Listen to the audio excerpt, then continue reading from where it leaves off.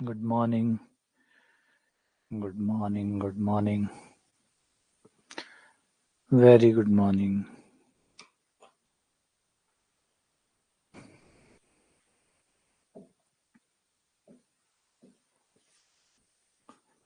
Good morning.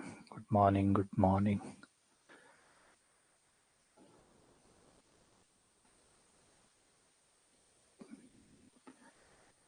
Very good morning. तो last time जो हम कर रहे थे वो था हमारा वर्धमान एवं ह्रासमान, इंक्रीजिंग एंड डिक्रीजिंग फंक्शन, जिसके सवाल हम निकाल रहे थे, क्वेश्चन कर रहे थे। और जो भी क्वेश्चन हमने कर लिए वो लगभग थे हमारे 61 या 62 क्वेश्चन जो थे वो अब तक हो चुके हैं हमारे। लास्ट क्वेश्चन था हमारा 60 क्वेश्चन लास्ट था। 60वां क्वेश्चन हमने लास्ट क्लास में पूरा किया था। आगे बढ़ते हैं। आज और एक दिन और देंगे। एक दिष्टता को, मोनोटोनिसिटी को, ह्रासमान वर्धमान को एक दिन और देंगे। ठीक है, एक और दिन देंगे और एक सवाल करेंगे। लगभग 75 के आसपास क्वेश्चन जो है, 15-16 क्वेश्चन इस लेक्चर में और करेंगे, फिर इसको बंद करेंगे। फिर नया जो है उसमें, क्योंकि जो हम पढ़ रहे हैं वो अवकलन के अनुप्रयोग है, और अवकलन के अनुप्रयोग में कई अवकलन के अनुप्रयोग है। तो एक ये है, इसके बाद में आएगा टेंजेंट, स्पर्शरेखा की ढाल, प्रवणता, उसको पढ़ेंगे। फिर उच्चिष्ट और निम्निष्ट पढ़ेंगे। ठीक है, चलो फटाफट निपटाते हैं इनको। ठीक है, पढ़ा हुआ है ही, आपने सवाल किए हुए है ही, तो अब चीजें आपके पास है। एंड शुरू करो। ये कह रहा है कि ये जो फंक्शन है ये इंक्रीजिंग फंक्शन है।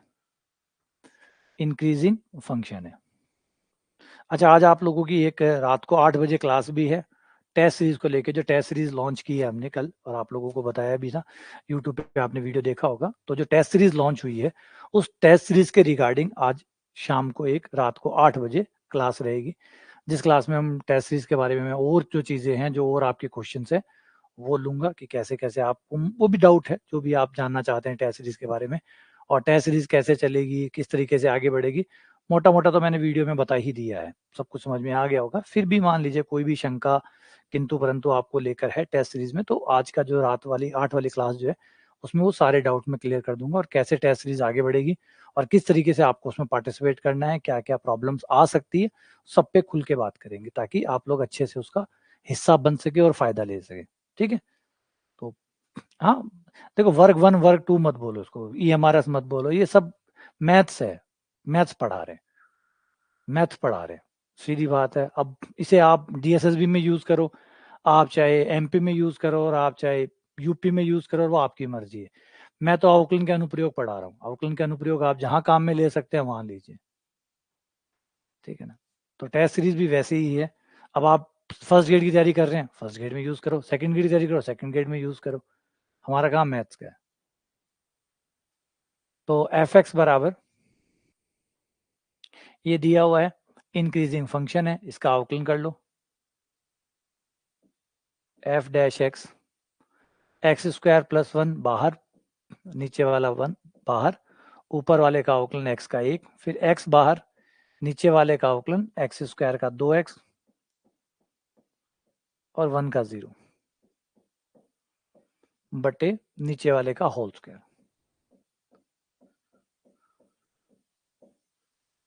ठीक है, ये आपका f डैश एक्स आ गया। ब्रैकेट खोलोगे तो आपके पास आ जाएगा 1 माइनस एक्स स्क्वायर बटा एक्स स्क्वायर प्लस 1 का होल स्क्वायर। ठीक है, ये हो गया, यही है। ठीक है, मैंने सही खोला। हाँ, मैंने सही खोला। अब हमें चाहिए वर्धमान। वर्धमान चाहिए, यानी f dash x greater than 0 चाहिए। ऊपर वाले में से माइनस कॉमन आ जाएगा, 2 गुणनखंड हो जाएंगे, x प्लस 1 और x माइनस 1। जो असमीका पड़ी हुई है उसका इस्तेमाल करिए, उसको यूज करिए, लेकिन पहले माइनस को हटाओ। -1 से दोनों तरफ गुणा करने पर, जैसे ही -1 से गुणा करोगे, असमीका का चिन्ह पलट जाएगा, है ना। असमीका का चिन्ह पलट जाएगा, क्योंकि आपने -1 से गुणा कर दिया। अब अपनी असमीका काम में लो। x के मान निकालो, x के दो मान निकलेंगे, एक यहाँ से निकलेगा x बराबर -1, एक यहाँ से निकलेगा x बराबर +1। यहाँ से तो कोई मान आएगा नहीं क्योंकि ये तो आयटा में आएगा और आयटा में हम लेंगे नहीं, तो यहाँ से कुछ आएगा नहीं। तो x के दो ही मान आए, -1 और +1। तो x का मान आया -1 और +1। मूलों के ऊपर 0 होती है, मूलों के बीच में माइनस और उधर प्लस। ठीक है, आपको क्या चाहिए? आपको माइनस वाली चाहिए, माइनस वाली चाहिए मतलब ये हो गया। तो आपका आंसर हो गया -1 से लेकर +1 तक, -1 से +1 तक। तो डी आपका आंसर हो गया। ठीक है, तो जिन लोगों ने भी असमीका नहीं पढ़ी है, जाके असमीका पढ़ लेना, है ना, क्योंकि असमीका की बहुत जरूरत है। ये दो चीजें आपको जरूर टाइम मिले, संडे है कल या आगे कोई छुट्टियां आती है, जिन लोगों ने भी असमीका और जिन लोगों ने भी लघु गुणक नहीं पढ़ा है, पीछे पढ़े हैं, फंक्शन में जाइए, फंक्शन में जाते ही वहां पे दोनों फोल्डर पढ़े हैं, असमीका भी पढ़ी है और लोगरिथम भी पढ़ा, लघु गुणक भी पढ़ा। ये दोनों टॉपिक आप जरूर पढ़िएगा। जब तक ये दो टॉपिक आपके बहुत अच्छे नहीं होंगे, मैथ्स में बहुत कमजोर बनी रहेगी, क्योंकि ये बार बार काम आएंगे, हर बार काम आएंगे। सुबह ही हम कर रहे थे, सुबह ही आपने देखा बीटा गामा कर रहे थे, बीटा गामा में लोग आ गया। लोग ऐसी चीज है जो हर जगह घुसेगा, लोग हर जगह घुसेगा, लोग पे आप बेहतर होना ही होगा आपको। असमीका हर जगह घुसेगी, इन दोनों टॉपिक में आपको बेहतर होना होगा, वरना वो कुछ हिस्से कमजोर रह जाएंगे सवालों के। तो जिन लोगों ने नहीं पढ़ा हुआ है वो जरूर जाके पढ़ लें पीछे। ये भी बहुत अच्छा सवाल है। फंक्शन एफ एक्स बराबर है log 1 + x माइनस 2x बटा 2 + x। एफ एक्स इंक्रीजिंग है, इनमें से कौन से इंटरवल में इंक्रीजिंग है? तो अगर हम इसका अवकलन करें तो हमारा एफ डैश एक्स आ गया, एफ डैश एक्स लोग का आ गया 1/1 + x, है ना, और ये आ गया 2 बाहर, यहाँ आपका भाग का नियम लग जाएगा। 2 + x बाहर, x का 1 माइनस x का 1, 2 का 0, x बाहर, सॉरी, x बाहर, 2 का 0 और x का 1 बटा 2 + x का स्क्वायर।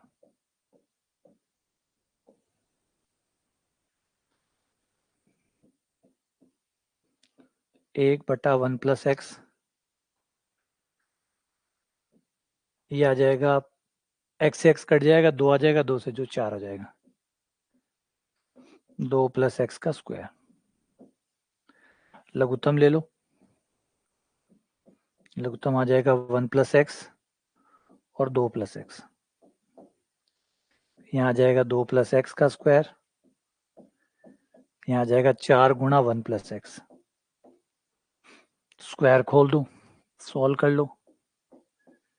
एफ डैश एक्स बराबर आ गया आपका 2 का square 4 + x square + 4x minus 4 - 4x बट्टा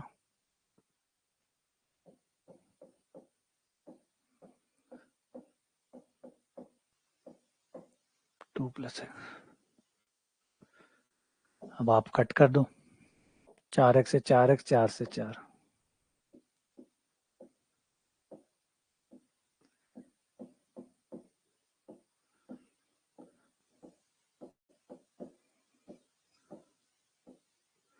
हमें क्या चाहिए?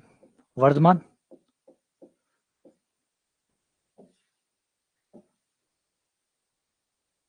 हमें चाहिए, ये तो सब स्क्वायर है ना, ये सब तो स्क्वायर है, तो कोई दिक्कत नहीं है ना। इनके जो मूल आएंगे वहां सब 0, स्क्वायर है, स्क्वायर तो आपको असमीका में कोई फर्क नहीं डालता, स्क्वायर तो असमीका पे कोई फर्क नहीं डालता। सिर्फ एक पद है जहां से आपको x का मान मिलेगा, वो है -1, है ना, -1 स्क्वायर है, लेकिन याद रखिएगा स्क्वायर सिर्फ काउंट होते हैं 0 के तौर पे, सिर्फ 0 के तौर पे काउंट होते हैं, उसके अलावा ये काउंट नहीं होते। तो ये सिर्फ एक ही आंसर आया, वैसे देखे तो -1 आपका एक ही आंसर आया, क्योंकि ये स्क्वायर है, ये स्क्वायर है, सिर्फ ये बचा, और इसके इधर प्लस का और इधर माइनस का, है ना, इधर उधर प्लस का, इधर माइनस का। हमें क्या चाहिए? इंक्रीजिंग चाहिए, तो इंक्रीजिंग हो गया हमारा उधर वाला, -1 से लेकर -1 से लेकर अनंत तक, -1 से लेकर अनंत तक। अब देख लो कौन सा आंसर जो है, क्योंकि -1 से लेकर, रुको रुको रुको रुको रुको, हाँ, नन ऑफ दीज मत बोलना। यहाँ पे सवाल की भावना को समझो, या नन ऑफ दीज मत कह देना, क्योंकि ये बड़ा दिक्कत, ये जो सवाल है ना, ये अस्पष्टता होती है सवालों के अंदर, अधूरापन है ना, वो परेशान करता है। अब क्वेश्चन ने ये नहीं पूछा है आपसे कि भैया वो पूरा अंतराल बताइए जिसमें ये वर्धमान है, पूरा अंतराल बताइए, मैक्सिमम इंटरवल बताइए जिसमें इंक्रीजिंग है। इसने कहा है कि इन अंतरालों में से कहाँ इंक्रीजिंग है, तो आप ये देखो इसमें इंक्रीजिंग है, इसमें इंक्रीजिंग है, सवाल कर सकते हो। ये देखो इसमें इंक्रीजिंग है, माइनस अनंत से लेकर -1 से प्लस अनंत के बीच में ही आता है ना, -1 से लेकर प्लस अनंत के बीच में 0 से अनंत आता है, तो ए सही है। अब हाँ, एक सवाल आपके मन में जरूर आएगा, मतलब इधर भी तो है, वो पूरा क्यों नहीं दिया? जब बिल्कुल सही है, बिल्कुल सही है, बस यही तो चैलेंज हो जाता है, सवाल यही तो अटकते हैं, यही तो फिर आगे जाके चुनौती हो जाती है कि भाई सवाल कहेगा, अब ये सवाल, ये जो पलड़ा है ना, ये सवाल का भारी है। सवाल कहेगा भाई हमने तो कहा था, हमने कौन सा कहा था कि बड़े वाला चाहिए, हमने थोड़ी ये कहा था कि पूरा अंतराल बताओ, हमने तो कहा ही नहीं पूरा अंतराल बताओ, हमने तो कहा कि बताओ इंक्रीजिंग का है। ये क्वेश्चन को ठीक से फॉर्मेटिंग जो है ना, फॉर्मेटिंग का फायदा उठा रहा है, ये आपके फॉर्मेटिंग का फायदा उठा रहा है, ये बड़ी दिक्कत है। देखो जीरो पे नहीं होगा, जीरो पे अगर आप चेक करेंगे तो जीरो वाला पॉइंट जो है वहां पे अवकलन का मान 0 आएगा, तो वो काउंट नहीं होगा, वो बाहर रहेगा। अवकलन का मान 0 पे 0 है, तो 0 काउंट नहीं होगा, 0 से आगे चलेगा। तो ये जो चीज है ना, ये बस ये जो अस्पष्टता है ना, ये किसके पलड़े में जाएगी, ये भगवान ही जाने, है ना, कौन मानेगा कौन नहीं मानेगा। आराम से देखो, दोनों ही पक्ष सही है ना, जबकि हम ये मान के चलते हैं कि सवाल बनाना संस्था की जिम्मेदारी है, सवाल का वेल डिफाइंड होना संस्था की जिम्मेदारी है। अगर सवाल वेल डिफाइंड नहीं है, तो जबकि ये वेल डिफाइंड नहीं है ना, वेल डिफाइंड नहीं है, ये बात सही है। यहाँ पे नन ऑफ दीज जो है, इस सवाल को देखते हुए नन ऑफ दीज इसके लिए बेस्ट आंसर होना चाहिए, क्योंकि -1 से लेकर अनंत तक, और उसमें 0 आप शामिल, या 0 निकाल दो तो चलो कोई बात नहीं, 0 शामिल करो तो भी कोई दिक्कत नहीं है। ये क्लियरिटी होनी चाहिए कि सवाल में आप क्या पूछ रहे हो, ताकि बच्चा सही ऑप्शन को चूज कर सके। हाँ, तो गलत नहीं है, मैंने कहा ना डी भी सही है, कोई गलत नहीं है, डी एग्जैक्टली अगर पूछा जाए तो डी बेस्ट है, क्योंकि -1 से लेकर अनंत तक ये फलन वर्धमान है, -1 से लेकर अनंत तक ये फलन वर्धमान है, कोई दो राय नहीं है, चेक कर सकते हो आप लोग। तो अब क्या क्वेश्चन ने क्या पूछा है, क्वेश्चन ने क्या ये पूछा है कि पूरा अंतराल बताओ, नहीं पूछा। अब क्या जवाब दें क्या नहीं दें, और फिर नन ऑफ दीज नहीं देना चाहिए था, फिर नन ऑफ दीज नहीं देना चाहिए था ऑप्शन में। एटलीस्ट जब यही चाहते हो कि भाई अंतराल बताओ जिसमें वर्धमान है, चाहे छोटा हो बड़ा हो कोई भी बताओ, तो फिर डी में अंतराल देना चाहिए था, डी में अंतराल होना चाहिए था। डी में कोई गलत अंतराल दे देते तो एकदम कंफर्म हो जाता कि इनमें से जो वर्धमान है वो ठीक है, जिस भी अंतराल में वर्धमान है, चाहे छोटा हो चाहे बड़ा हो, लेकिन जिसमें भी वर्धमान है वो सही है ना। ये जो प्रॉब्लम है ना, ये बड़ी प्रॉब्लम है, इसको, है ना, कैसे इसको कोई सॉल्व करेगा, कैसे इसको करा जाता है, ऐसे सवाल जो होते हैं वो फिर लटका देते हैं, इनका कोई इलाज नहीं है ना। ये जो अस्पष्टता, ये अस्पष्टता ये मत मानिए कि आप सोचो कि सिर्फ पेपरों में ऐसा होता है, पेपरों में ऐसा नहीं था। कोर्ट क्यों खुले पड़े, कोर्ट इसीलिए तो खुले पड़े, कोर्ट क्यों खुले पड़े, सुप्रीम कोर्ट तक कोर्ट बने पड़े, क्यों बने पड़े, वही स्पष्टता लाने के लिए। कोई आदमी ने दो बात कर ली, अब दो बातों का क्या मतलब है, क्या लॉजिक है, ये कोर्ट फैसला सुनाता है, फिर दूसरा कोर्ट उसको दोबारा सुनता है, फिर उसके ऊपर एक कोर्ट बैठा है वो दोबारा सुनता है कि क्या सही है क्या गलत है। ये सही गलत पहचानना फिर बहुत मुश्किल हो जाता है, जैसे इस सवाल के मामले में। इस मामले में सही गलत को पहचानना इतना आसान नहीं होगा, क्योंकि अब अस्पष्टता रहेगी, अब अस्पष्टता रहेगी किसके फेवर में दे और किसके फेवर में नहीं दे, वो फिर हिस्सा बन जाता है इस जगदोजहद का। अब क्या बताएं, तो अटेम्प्ट किए बिना पता कैसे चलेगा, अटेम्प्ट किए बिना आपको पता कैसे चलेगा, अटेम्प्ट करोगे तभी पता चलेगा, नहीं करते तो आपको कैसे पता चलता कि इसमें अस्पष्टता है। अब यहाँ तो वो संस्था ही होती है, वो बड़ा दिल दिखाए, है ना, संस्था है वो बड़ा दिल दिखाए, बोले नहीं हमारी जिम्मेदारी है, सवाल का अधूरापन हमारी जिम्मेदारी है, वो वह बात है। फिर कोर्ट तो कौन कौन जाएगा, हर कोई तो जा नहीं सकता, संभव भी नहीं है। वह वही है कि हाँ व्यक्ति विशेष तो कोई कर नहीं सकता, सीधा ये है कि संस्था कहे कि नहीं भाई अगर क्वेश्चन अधूरा है तो फिर वो हमारी जिम्मेदारी है, तब तो ठीक है, वरना फिर, और वो कहे ना हम तो नहीं मानेंगे हमारी गलती, हमारी गलती कैसे माने, ये तो बच्चे की गलती है, बच्चे ने ढंग से नहीं समझा। ठीक है चलो, आप आ जाओ। निम्न में से कौन सा फंक्शन ऐसा है जो इंक्रीजिंग फंक्शन है? कौन सा फंक्शन ऐसा है जो for all real value, x के सभी मानों के लिए, एक्स के सभी मानों के लिए, for all real number, x belongs to R, पूरे रियल नंबर के लिए कौन सा फलन वर्धमान है? तो देखो कौन सा फलन ऐसा है जो सभी एक्स के मानों के लिए वर्धमान है, सभी। तो जवाब है सी। क्यों? क्योंकि अवकलन इसका स्क्वायर आ जाएगा।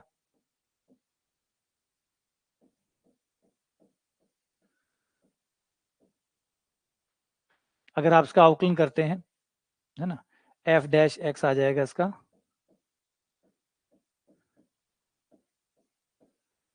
3x², और ये स्क्वायर आ गया। स्क्वायर का जो मान है वो ये ग्रेटर देन 0 हो गया, इक्वल टू 0 हो गया। एक्स का मान पूरा 0 हुआ तो 0 हो जाएगा, वरना ग्रेटर देन 0 रहेगा। तो ये पूरे एक्स के लिए वर्धमान है। अब एक ये झंझट रहता है, 0 को शामिल करना है या नहीं करना है। 0 को शामिल, यहाँ 0 शामिल करवा रहा है, यहाँ 0 शामिल करवा रहा है, कईयों में नहीं करवाता। पिछले सवाल में 0 को शामिल नहीं करवा रहा था, 0 पे अवकलन का मान 0 आ रहा था। तो ये भी एक अस्पष्टता है, ये भी एक सही हो कि भाई आप 0 को लोगे या नहीं लोगे, बता दो। मतलब अवकलन का मान 0 होगा, उसको आप कहाँ काउंट करोगे? और नहीं करोगे तो सब नियम बनाओ, एक सर्वमान्य नियम बनाओ कि भाई हम 0 को एक्सेप्ट नहीं करेंगे या करेंगे। और करेंगे, कोई किताब तो कह रही है करेंगे, कोई किताब कह रही है नहीं करेंगे। अब करेंगे नहीं करेंगे में वो झंझट चलता रहता है। dx की पावर 4 है, अवकलन करते ही क्यूब आ जाएगा। इसका अवकलन करोगे क्यूब आ जाएगा, और क्यूब जो है वो माइनस के ऊपर माइनस आएगी, माइनस पे माइनस आएगी, ये हमेशा प्लस नहीं होगा। एक्स का मान माइनस रखते ही माइनस आ जाएगा, इसका अवकलन होगा 2x, ये भी माइनस पे माइनस आ जाएगा। अवकलन का मान हर एक्स के लिए प्लस आना चाहिए, चाहे एक्स कोई भी हो, प्रत्येक एक्स के लिए प्लस आना चाहिए। तो सिर्फ यही एक है जो प्रत्येक एक्स के लिए प्लस आएगा। अगला क्वेश्चन नंबर 64। अगला सवाल ये है, ये फंक्शन है द लीस्ट वैल्यू ऑफ के का सबसे छोटा मान बताइए, फॉर विच, जिसके लिए ये फंक्शन हमेशा वर्धमान हो जाए जब तक x 1 से लेकर 2 के बीच में। ये बहुत अच्छा सवाल है, बहुत बढ़िया सवाल है, बहुत अच्छा सवाल है। x² प्लस के एक्स प्लस 1 जो है वो इंक्रीजिंग फंक्शन हो जाए 1 से लेकर 2 के बीच में, जब x का मान 1 से 2 के बीच में हो। इसे थोड़ा सा ध्यान से समझिएगा, इसे मैं करवाता हूँ ताकि ये बात समझ में आए, क्योंकि ये निकालने में बड़ी दिक्कत होती है इसकी। ये बहुत प्यारा सवाल है, इसमें इस टाइप के सवाल जो है ना वो ट्रेंड में चल रहे हैं आजकल। 2x प्लस के आ गया, ठीक है, ध्यान से सुनिएगा, जल्दबाजी मत करिएगा, कहानी को समझिएगा। वर्धमान है, इसका मतलब इसका मान बड़ा होना चाहिए 0 से। 2x प्लस के का मान बड़ा होना चाहिए 0 से, के का मान बड़ा होना चाहिए -2x से। यानी x का मान चाहे मैं कुछ भी रखूं, x का मान मैं कुछ भी रखूं, के का मान हमेशा उससे बड़ा आना चाहिए, है ना, के का मान हमेशा बड़ा आना चाहिए। अब सुनना, सुनना भाई सुनना, यहाँ पे सुनना, यहाँ पे थोड़ा सा सुनना, ध्यान देना, प्लीज ध्यान देना, बड़ा मामला गंभीर है यहाँ पे। ये आ गया, ये नॉर्मल है, ये आप डे बाय डे पे करते हैं। अब अपने यहाँ पे आ जाओ, ठीक है। मुझे क्या चाहिए? मुझे 2x चाहिए, 2 चाहिए। तो सवाल को 2 से गुणा करने पर, सवाल को 2 से गुणा करने पर, नहीं सुनोगे, हाँ सुनना मत, मेरी बात मत सुनना, अपना ही बात मानना, यही बात होती है। आप कितने कितनों कुछ को कह दो, नहीं सुनेगा। कमलेश ने दे दिया आंसर ए, कमलेश का आंसर ए आ गया, अनिल का आंसर ए आ गया। क्यों आ गया? क्योंकि सुनने को तैयार ही नहीं है। बोला सर आप कितना ही कहो, हम तो खुद ही करेंगे। सुनेंगे थोड़ी, मत सुनो।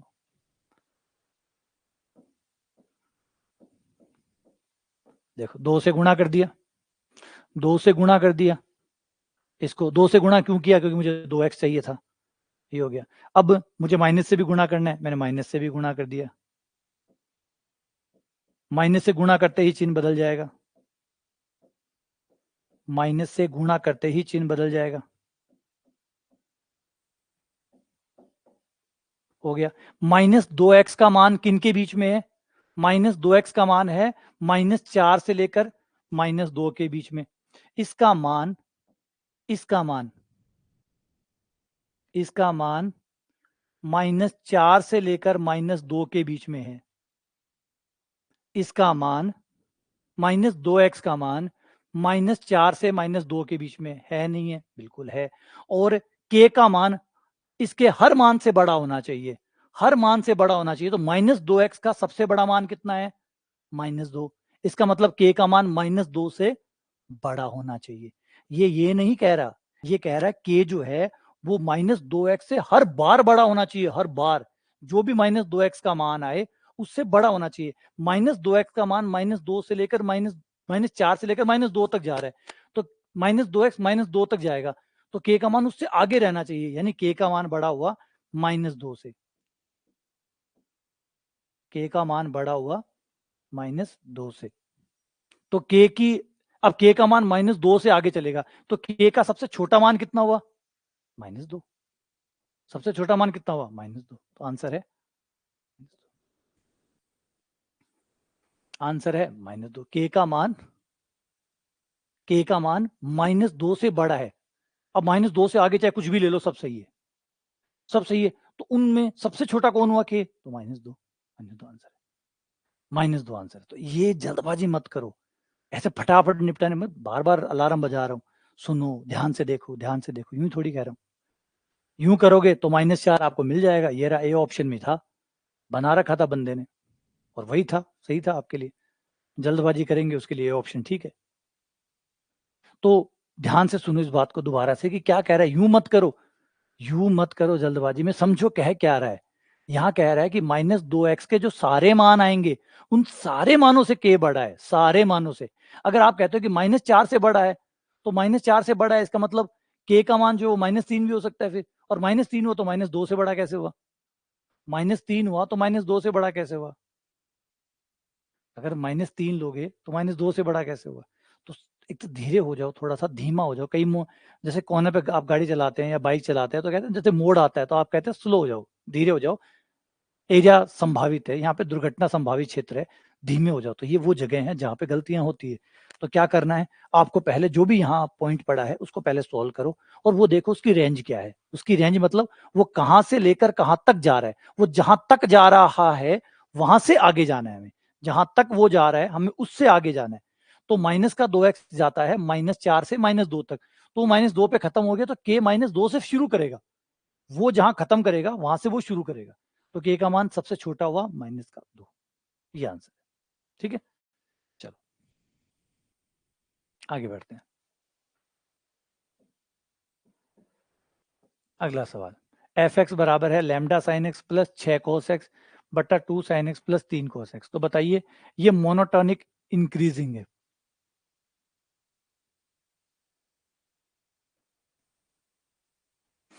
ये ठीक है, मोनोटोनिक वाला ये ठीक है, इसमें रेस्ट करने का कोई अलाउड ही नहीं है ना। रेस्ट करने को अब बात क्या, वही समझो ना, बात वही। आपके पास जो भी साइड में है, उधर जो भी खड़ा है उसका सारे मान निकाल लो, उसके सारे मानों को लाइन में लगाओ, और देखो वो बड़े से बड़े कहाँ तक जाता है। जहां से वो जाता है के उससे आगे जाएगा, बस के को उससे आगे लगा दो।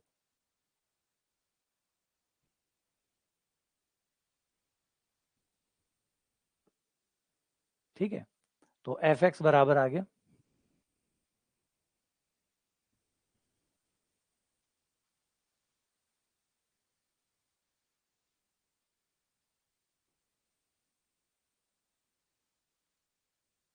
बराबर नहीं आ रहा, ध्यान से देखोगे तो समझ में आएगा। करके देखो इसको, धीरे धीरे धीरे धीरे इसको, या तो जैसे मैंने समझाया है वैसे समझो, और अपने हिसाब से समझना चाहते हो फिर अपने हिसाब से सोच के देखो कैसे होगा।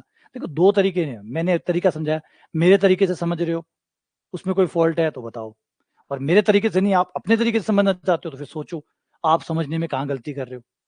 अगर खुद के तरीके से समझना चाहते हो समझो, स्वतंत्र हैं आप, सोचो, फिर सोचो कि उस तरीके में गलती कहाँ हो रही है, क्या गलती हो रही है, और जैसे मैंने समझाया वैसे समझो, तो उसमें बताओ क्या नहीं समझ में आया। जो मैंने बताया उसमें कहाँ गड़बड़ है।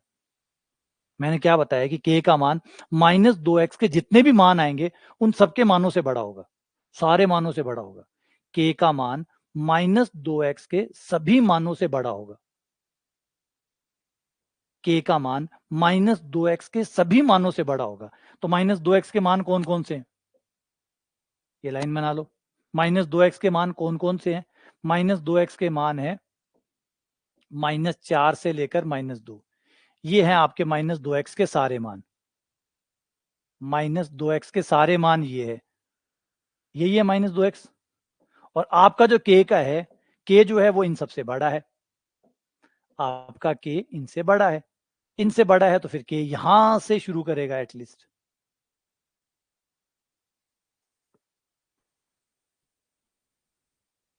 तो यहां से स्टार्ट करेगा।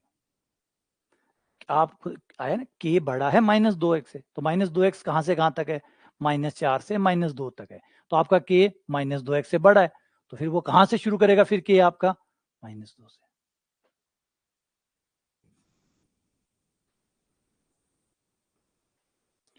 f' अवकलन करने पर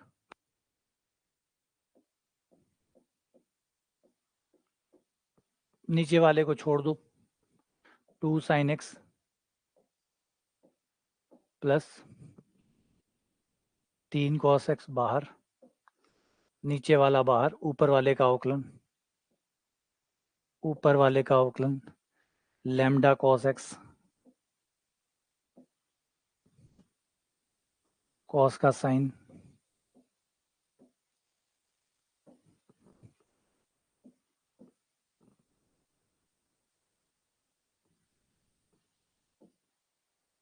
फिर ऊपर वाला बाहर मतलब lambda sin x plus 3 cos x बाहर, lambda sin x plus 6 cos x बाहर, ऊपर वाला बाहर, नीचे वाले का अवकलन गुणा नीचे वाले का हो जाएगा 2 cos x, 2 cos x minus 3 sin x और बटा नीचे वाले का स्क्वायर, नीचे वाले का स्क्वायर 2 sin x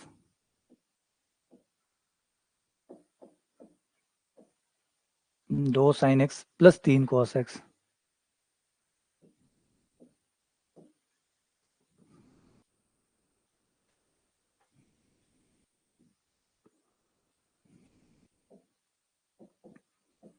तो ये हो गया आपका। ब्रैकेट खोल लो सारे को, ब्रैकेट बहुत सारे आएंगे, ये आ जाएगा माइनस का 2 lambda sin x cos x,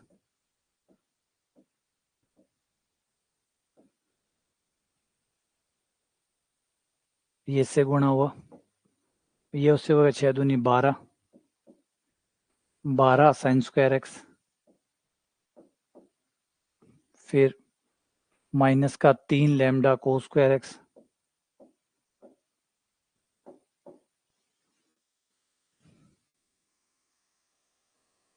अट्ठारह sin x cos x,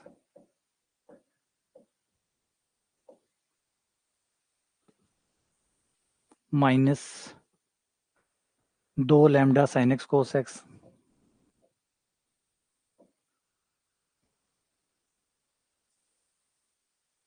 minus minus plus 3 lambda sin square x,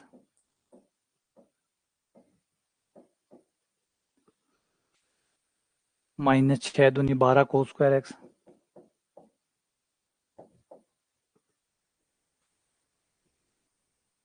minus minus plus 18 sin x cos x,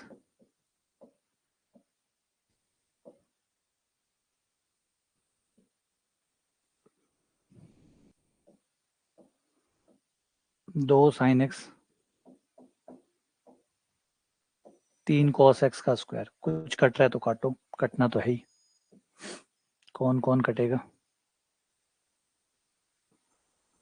बस कुछ गलती नहीं की हो तब तो बहुत कुछ कटेगा, गलती की है तो नहीं कटेगा।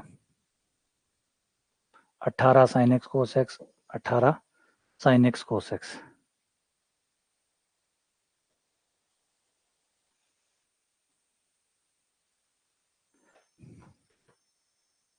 कुछ गड़बड़ तो की है मैंने, माइनस प्लस की गलती की है, कुछ तो गलती की है, बिल्कुल की है। 2 sin x cos x ऊपर लैम्डा, लैम्डा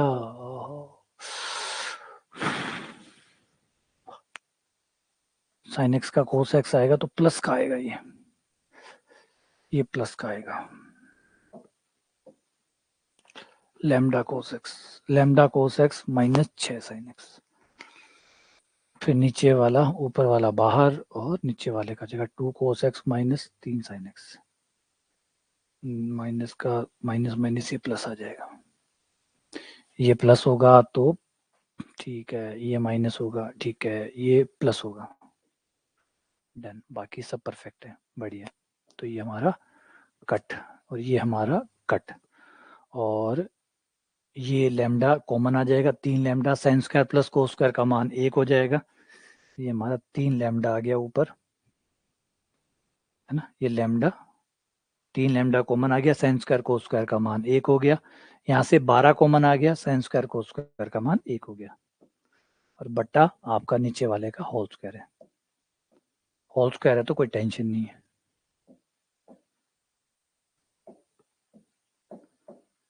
है ना, जीरो कर दो, उसको इधर भेज दो, हाँ बस वही गलती होगी, लैम्डा जो है आपका 4 से बढ़ा जाएगा, ग्रेटर देन 4,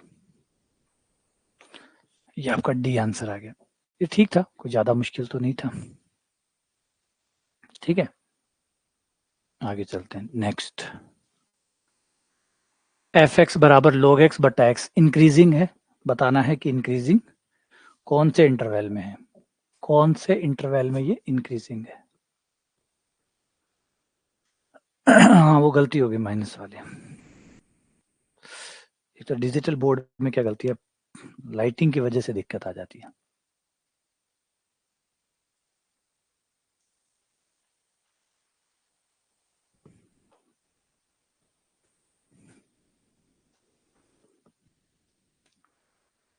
हम लोगों को भी शायद अभी और 2-3 साल लग जाएंगे इस नए इन्वायरमेंट के साथ एडजस्ट होने में, मतलब है ना, एक तो था, अब जैसे मैं हूँ तो मैंने लगभग 18 से 20 साल मैंने ऑफलाइन पढ़ा है ना, एक बहुत बड़ा अरसा जो है वो मैंने ऑफलाइन पढ़ा है, अब अचानक 2-3 सालों से हम ऑनलाइन है, तो ऑनलाइन की आदत पढ़ने पढ़ने में ऑनलाइन के साथ थोड़ा सा अब ठीक है, अब तो मैं कह रहा हूँ काफ़ी बदल गया हूँ मैं, अब मैं ऑनलाइन के साथ रीसेट हो गया हूँ एकदम, काफ़ी हद तक हो गया हूँ, वरना पहले जब शुरुआत में जब मैं पढ़ाता था तो मुझे ऐसा लगता था कमरे में क्या पढ़ा रहे हो, एक कमरे के अंदर आप लोगों को पढ़ा रहे हो, एक चेयर पे बैठ गए हो और आप बस स्क्रीन से बोले जा रहे हो, स्क्रीन से बात करे जा रहे हो, तो वो फील नहीं आता था, वो सबसे बड़ी चीज़। अब धीरे धीरे धीरे एडजस्ट है कि अब थोड़ा सा प्रॉब्लम ये आता है कि भाई आप बोर्ड भी देखते हैं, आप कैमरे की तरफ भी देखना होता है आपको, अगर आप कैमरे की तरफ नहीं देख रहे हैं तो जब रिकॉर्डिंग जाएगी बच्चों के पास तो उनको ऐसा लगेगा कि सर देख तो उधर रहे हैं और पढ़ा इधर रहे हैं, तो आपको कैमरे की तरफ भी देखना होता है ना, एक तरह से कुछ एक्टिंग जैसा ही है ये, तो एक्टिंग करना नॉर्मल बड़ा मुश्किल होता है, तो धीरे धीरे हम सीख गए हैं, अब मैं कैमरे की तरफ देखता हूँ, आप शुरुआत के मेरे वीडियो देखेंगे तो आपको दिक्कत आएगी, आपको लगेगा कि कैमरे की तरफ तो देखते नहीं है सर, इधर देख रहे हैं या उधर देख रहे हैं, कैमरा नहीं देख रहे। अब मैं काफ़ी हद तक अब जो मेरे वीडियो आ रहे हैं पिछले 6-7 महीनों से उनमें मैं कैमरे की तरफ देखता हूँ, अब मैं कैमरे से बात कर रहा हूँ, अब आपसे बात नहीं कर रहा हूँ, आपको लग रहा होगा आपसे बात नहीं कर रहा हूँ, लेकिन लग रहा होगा कि आपसे बात कर रहा हूँ, जबकि मैं अभी बात कर रहा हूँ कैमरे से, क्योंकि कैमरा ही आप हैं और आप ही कैमरा है, जब तक मैं कैमरे की तरफ, क्योंकि शुरुआत में ये कैमरा मुझे फील नहीं देता था, अब तो मुझे कैमरा बहुत अच्छा लगता है, अब तो कैमरे की तरफ देखता हूँ तो समझ जाता हूँ कि मैं आपसे ही बात कर रहा हूँ। नहीं, शुरुआत में मैं क्या करता था कि इधर देखता था, जैसे नॉर्मली ऑफलाइन में होता है, ऑफलाइन में आपके बच्चे ऐसे बैठे होते हैं तो आप ऐसे देखते रहते हैं बच्चों को, क्योंकि पोडियम पे आप खड़े होते हैं, पोडियम पे खड़े होते हैं तो बच्चे ऐसे साइड में रहते हैं, तो आप इधर नज़र घुमाते हैं, इधर नज़र घुमाते हैं, तो शुरुआत में वही आदत थी, तो मैं वीडियो को ऐसे ऐसे ऐसे देखता था, फिर सबने बताया सर वो सामने देखा करो, सामने देखा करो, फिर वो आदत खराब होगी। अब कैमरे की तरफ, अब ज़्यादातर मैं कैमरे की तरफ ही देखता हूँ। फिर बीच में ये वाला बंद हुआ था, तो मैं उसकी तरफ जाने लग गया था, नोटिफ़िकेशन की तरफ ज़्यादा ध्यान देने लग गया था। आप जो मैसेज करते थे, फिर मैं वो देखने लग गया था। फिर किसी ने मुझे टोका, बोला सर आप मैसेज देखते हैं और तो आपको ऐसा हमें ऐसा लगता है कि आप हमारी तरफ देख ही नहीं रहे हो। फिर हुआ, फिर दोबारा से ठीक हुआ। अब धीरे-धीरे मैं सेट हो गया हूँ। अब काफ़ी हद तक मैं कैमरे की तरफ ही देख लेता हूँ। अब मुझे बुरा नहीं लगता है। पहले ऐसा लगता था निर्जीव चीज़ है, क्या देखूँ इसकी तरफ? एक लेंस लगा हुआ है, क्या देखें? अब कोई दिक्कत नहीं है। तो धीरे-धीरे इसमें और शायद 1-2 साल और लग जाएँगे ठीक होने में।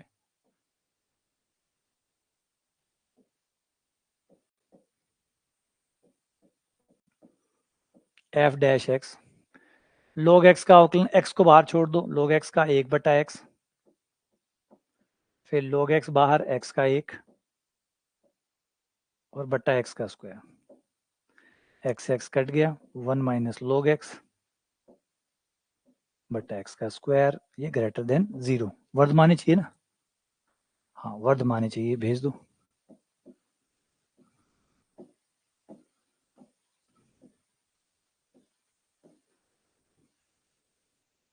वन को log e लिख लो, log e का मान 1 होता है, log से log हटा दो, x e से छोटा आ गया, x e से छोटा आएगा, और 0 से तो बड़ा रहना ही है क्योंकि log है, log में 0 से नीचे जा नहीं सकते।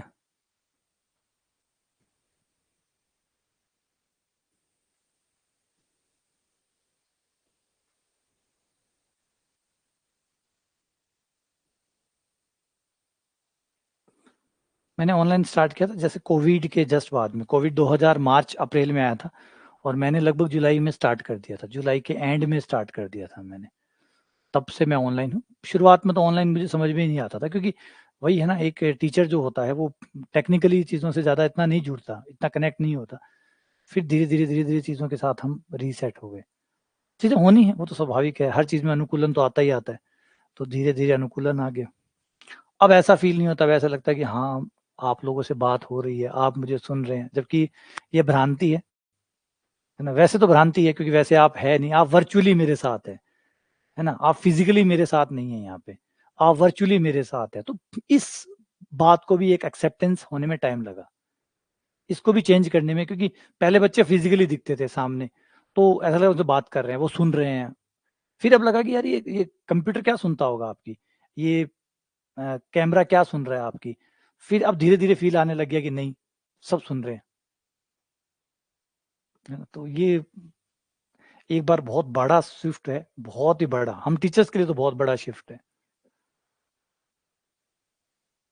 एक्स की पावर एक्स इंक्रीजिंग है, रात दिन का अंतर है इस चीज में, ये वैसा नॉर्मल नहीं है। एक्स की पावर एक्स का अवकलन अगर आपको याद है तो आराम से कर सकते हो, बहुत आसानी से हो जाएगा। अगर आपको इसका अवकलन याद है, इसका अवकलन होता है एक्स की power x 1 plus log x। इसका अवकलन करने के लिए आपको log लेके अवकलन करना होता है, log लेकर फिर इसका अवकलन करना होता है। तो u बराबर एक्स की पावर एक्स है, देखो करना ऐसे है, इसको आपने इसको y मान लिया,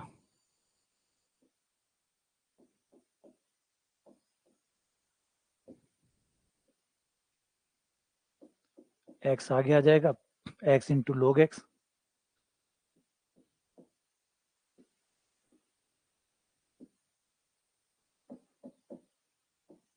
log x का 1/x, फिर log x बाहर, x का 1, x से x कट गया, y उधर चला गया, और y यानी x की पावर x। तो ये आपका अवकलन आ गया, तो वो मैंने लगा दिया। x की पावर x को भेज दो उधर, 1 प्लस log x, फिर ये 1 उधर चला गया, माइनस का 1 हो गया, -1 को हमें लिखना होगा log e की पावर -1।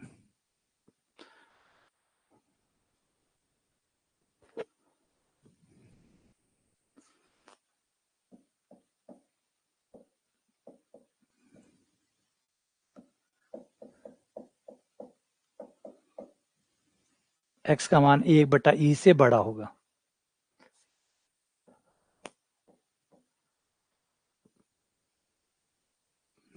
ऑनलाइन की एक अलग अलग एक कमाल की चीज़ ये है कि यहाँ पे खुला आसमान है। ऑनलाइन का सबसे बड़ा जो पॉइंट है वो है खुला आसमान है। अब जैसे मैं हूँ, शायद अगर मैं ऑफलाइन ये सिस्टम अभी ऑफलाइन चल रहा होता और यूं ही चलता रहता, पर ये 2010 से हो गया था, ये तो अभी बाकी लोगों तक जो पहुंच बनी है वो तो इन 2-3 सालों में पहुंची है।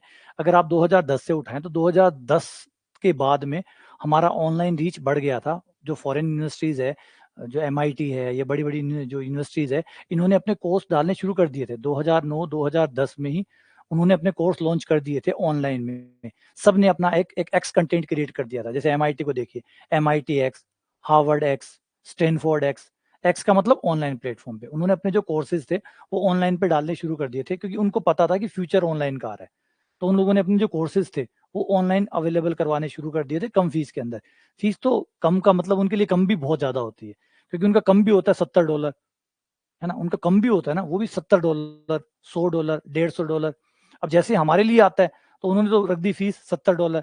कोर्स कितने का है? कोर्स में सिर्फ और सिर्फ मतलब एक टॉपिक पढ़ा रहे हैं, वो एक टॉपिक पढ़ाएंगे, जैसे मोनोटोनिक अभी आप जो पढ़ रहे हैं, इंक्रीजिंग एंड डिक्रीजिंग फंक्शन पढ़ रहे हैं, तो ये उनका एक टॉपिक होता है। इतने से टॉपिक की फीस है $70। $70 का मतलब हमारे लिए कितना हो गया? हमारे लिए ₹5000 हो गए।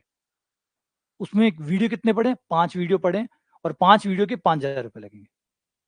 फिर थोड़ा सा और कोर्स लिया आपने, वो एक सिंगल, उनका बिल्कुल फिक्स था पहले, अब तो काफी बदल दिया उन्होंने, पैटर्न काफी चेंज हो गया, क्योंकि वो भी सीख रहे हैं। तो शुरुआत में वो ऐसे ही करते थे, एक छोटा टॉपिक डालते थे, उसके ऊपर पूरा कोर्स होता था। और जैसे इन्फिनिटी का कोर्स था एक, मैंने किया था, तो उसका मुझे याद है कि उसका उस समय मैंने शायद $100 पे किया था।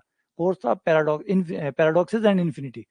तो इन्फिनिटी एंड पैराडॉक्सेस पे कोर्स था, ज्यादा वीडियो थे नहीं उसमें, 5-6 वीडियो मुश्किल से थे, और उसमें से 2-3 तो डिस्कशन के थे और 1-2 पढ़ाने के थे।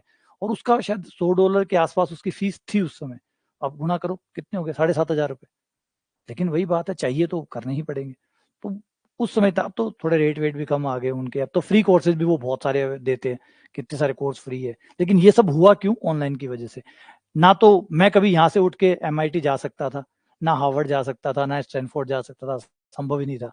लेकिन ये जो टेक्नोलॉजी है इसने ऐसा कर दिया कि अब आप सबसे पढ़ सकते हैं, जिससे चाहे। आपका बस पढ़ने की इच्छा होनी चाहिए, आपके पढ़ने का मन होना चाहिए, फिर आप जितना चाहे उतना पढ़ो, जितनी चाहे आप किताबें मंगाओ, महंगी से महंगी किताबें आज ऑनलाइन अवेलेबल है। आपकी किताब यहाँ ना मिलती हो तो भी कोई दिक्कत नहीं है, आप फॉरेन से मंगवा लो। आज अमेजोन है, amazon.com पे जाओ, amazon.in पे जाओगे तो वो इंडिया की किताबें दे देगा, amazon.com पे जाओ आप अमेरिका की किताबें मंगवा लो। यानी जो किताबें इंडिया में अवेलेबल नहीं है और दुनिया के दूसरे किसी भी देश में अवेलेबल है, तो अमेजोन आप तक पहुंचा देगा। इससे ज्यादा क्या हो सकता था? मतलब पढ़ने वालों के लिए क्या हो सकता था, है ना। तो वो कमाल की चीजें हैं कि जो ऐसे, और उनका मैंने जैसे भी आपको बताता है MIT, इनका कमाल की बात पता है क्या? कमाल की बात है इनका ज्ञान। वो जो जो उनका जो समझ होती है ना, एक बहुत इंपॉर्टेंट प्ले है, एक छोटा सा डिफरेंस आप देखेंगे जब भी आप लोग भी अगर ऑनलाइन जाके पढ़ेंगे। वो लोग बहुत लॉजिकल होते हैं, बहुत रीजनेबल होते हैं, कारण सहित बातें करते हैं। हमारे लोग क्या कहते हैं, बहुत ओपन बातें करते हैं। ओपन बातें मतलब विदाउट एविडेंस, विदाउट प्रूफ। हमारी सारी बातें में दिक्कत सिर्फ एक आती है कि हम लोग रीजनेबल नहीं है, हम लोग बहुत खुली बातें करते हैं।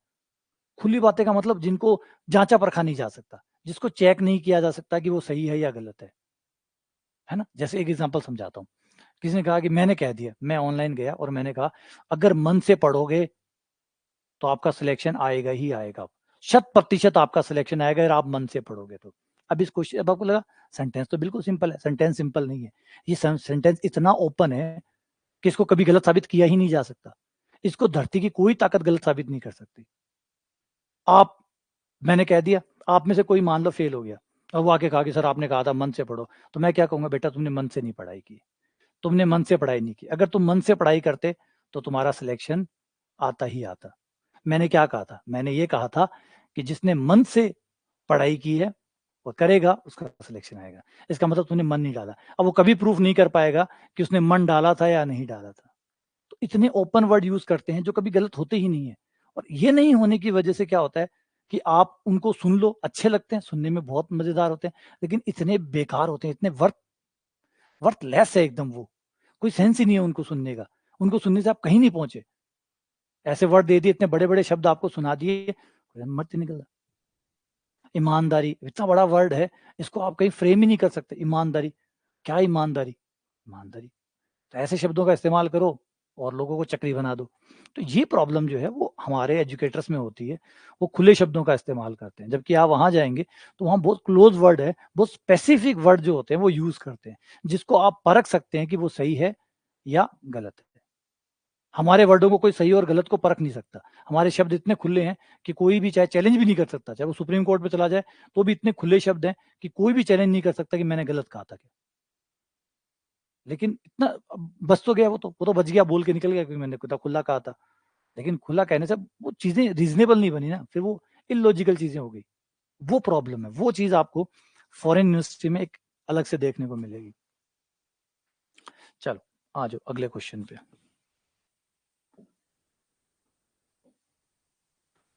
एफ एक्स बराबर के एक्स क्यूब, नहीं कोई फर्क नहीं पड़ेगा, एक्स की पावर क्या एक्सपोनेंशियल है, और एक्सपोनेंशियल जिसकी पावर एक्स होगी वो एक्सपोनेंशियल होगी, एक्सपोनेंशियल कभी नेगेटिव नहीं होता। हाँ तभी तो यहाँ पे बाबा ज्यादा क्यों चलते हैं। बाहर देखो दुनिया के बाकी देशों में साइंटिस्ट चलते हैं, बाकी किसी भी देश में जाइए वहाँ वैज्ञानिक चलते हैं, अच्छे जो डेवलप्ड नेशन है वहाँ पे वैज्ञानिक चलते हैं, भारत में बाबा चलते हैं। बाबा क्यों चलते हैं कि बाबा इतने खुले बातें बोलते हैं जिसको विज्ञान क्या, विज्ञान का स्क्वायर आके भी गलत साबित नहीं कर सकता। तो इसलिए हमारे यहाँ बाबाओं का राज होता है, क्योंकि बाबा इतनी खुली बातें करते हैं कि आप उन्हें गलत साबित कर ही नहीं सकते, कुछ भी कर लो, कभी भी आप कर लो, है ना। उसको क्या पकड़ सकते हो, आप नहीं पकड़ सकते। इसलिए देखो आप यूट्यूब पे भी जाएंगे तो आपको जो बाबा जो हैं, जो मतलब धर्म गुरु है या धर्म को नहीं मानता होगा, आध्यात्मिक गुरु होगा या कुछ भी लेके आया होगा, एक गुरु होगा जो एक अलग टाइप की चीज लेके आया होगा, वो बांट रहा होगा, फिर वो या तो दान करवा रहा होगा आपसे या अपना कोर्स बेच रहा होगा, कुछ तो ऐसा कर रहा होगा जिसमें वो आपको बांध रहा होगा। यही भारत में चलता है। और जैसे मैंने कहा कि उनको कोई गलत साबित कर नहीं सकता, आ जाओ कोई कर सकता है तो एफ एक्स बराबर के एक्स क्यूब, और फिर ऐसे बाबाओं को मानने से आप साइंस से और दूर हो जाते हैं, और साइंस से और दूर होंगे तो और बेड़ा गर्क, साइंस से दूर होते और बेड़ा गर्क, क्योंकि जो भी विकास अभी तक धरती पे हुआ है वो तो विज्ञान से ही हुआ ना, वो तो विज्ञान से ही हुआ है। आपके आध्यात्मिक होने से, आपके आध्यात्मिक होने से आपका भला हो सकता है, मान लीजिए मानते हैं, लेकिन देश का भला तो वैज्ञानिक होने से ही हो सकता है।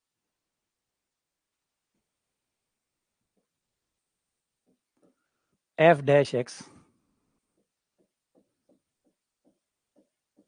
इसका अवकलन करने पर ही आ जाएगा 3k x² और माइनस का 18x प्लस 9। अब ये कह रहा है कि भाई एक्स के is monotonic in each interval, आप कुछ भी ले लो, हर इंटरवल में ये मोनोटोनिकली इंक्रीजिंग है, हर इंटरवल में, है ना, हर इंटरवल में ये इंक्रीजिंग है, तो इसका मतलब एक्स का मान चाहे कुछ भी हो। और द्विघात समीकरण में हमेशा प्लस की आनी चाहिए, अवकलन का मान हमेशा प्लस आना चाहिए, क्योंकि क्वेश्चन यही कह रहा है कि एक्स का मान चाहे कुछ भी ले लें, हर इंटरवल में ये पॉजिटिव ही आएगी, मतलब वर्धमान ही आएगा। और ऐसा तभी होता है, याद करो, द्विघात समीकरण हमेशा पॉजिटिव केवल तभी होती है जब b² माइनस 4ac का मान नेगेटिव हो, मतलब मूल काल्पनिक हो, मूल काल्पनिक हो तो ही ऐसा होगा, तो लगा दो शर्त। तो ये हो गया हमारा -18 का स्क्वायर 4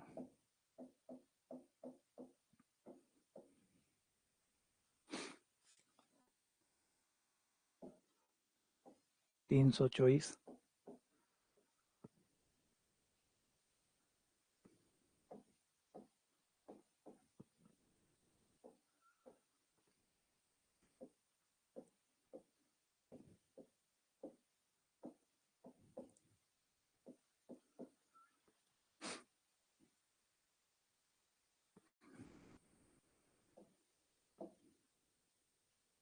ये किस पे कटेगा, 3 पे काटो तो 21 और 108, फिर 3 पे काटो,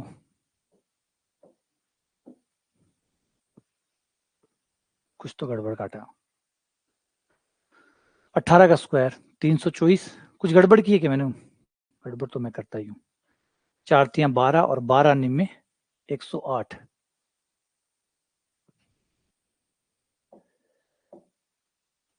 हाँ 108 ठीक है, गुणा ही गड़बड़ है।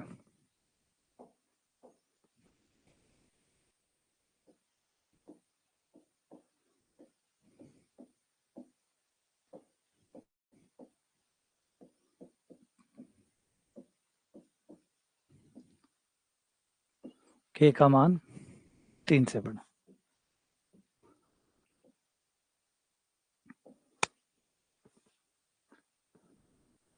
हाँ के का मान 3 से छोटा है ना, बड़ा आएगा, बड़ा आएगा, के बड़ा होगा 3 से, सी आंसर हो जाएगा। हाँ ठीक है, वो गलत हो गया।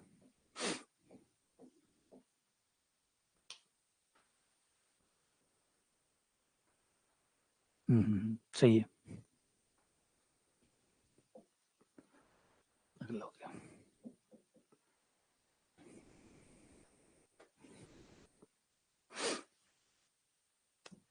अब एक 2 दिन पहले की बात है कि मैं एक कोई पॉडकास्ट चल रहा था, वो पॉडकास्ट सुन रहा था और उस पॉडकास्ट में लिखा हुआ था कि न्यूटन ने हमारे वैदिक ग्रंथों से गुरुत्व आकर्षण का नियम या गुरुत्व का जो नियम है वो चुराया।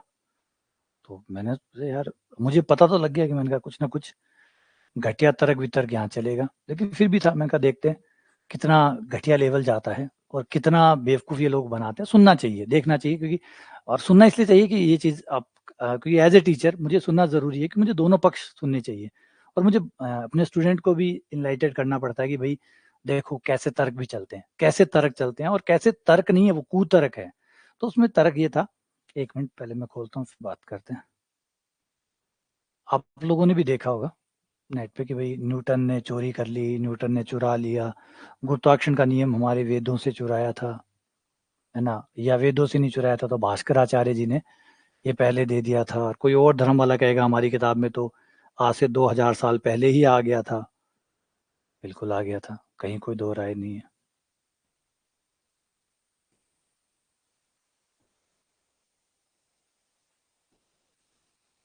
अब इसमें इंटरेस्टिंग बात ये है कि मान लेते कोई भी धर्म जो भी इसका दावा करता है कि उसके धर्म को पहले ही पता था कि चीजें नीचे की तरफ आती है, तो आप एक बात माने, जिस दिन भी इंसान थोड़ा बहुत भी समझदार हुआ होगा, थोड़ा बहुत भी, जब ये किताबें नहीं आई होगी, जब भी ये चीजें नहीं आई होंगी, जब भी ये चीजें नहीं आई होगी, जब आदमी को लिखना ही नहीं आता होगा, हम उस दौर की बात कर लेते हैं, ताकि कोई भी किताब वाला, कोई भी धर्म वाला दावा ना ठोके। हम आज से 10,000 साल पीछे या 15,000 साल पीछे चलते हैं, क्योंकि मानव सभ्यता बहुत पहले से, लाखों साल पहले से ही मानव था, होमोसेपियंस की फॉर्म में रहा करता था, जिसको धर्म से जाति से कोई लेना देना नहीं, वो जानवर मारता था और खाता था, उसका कोई धर्म से आसपास का कोई लेना देना था ही नहीं।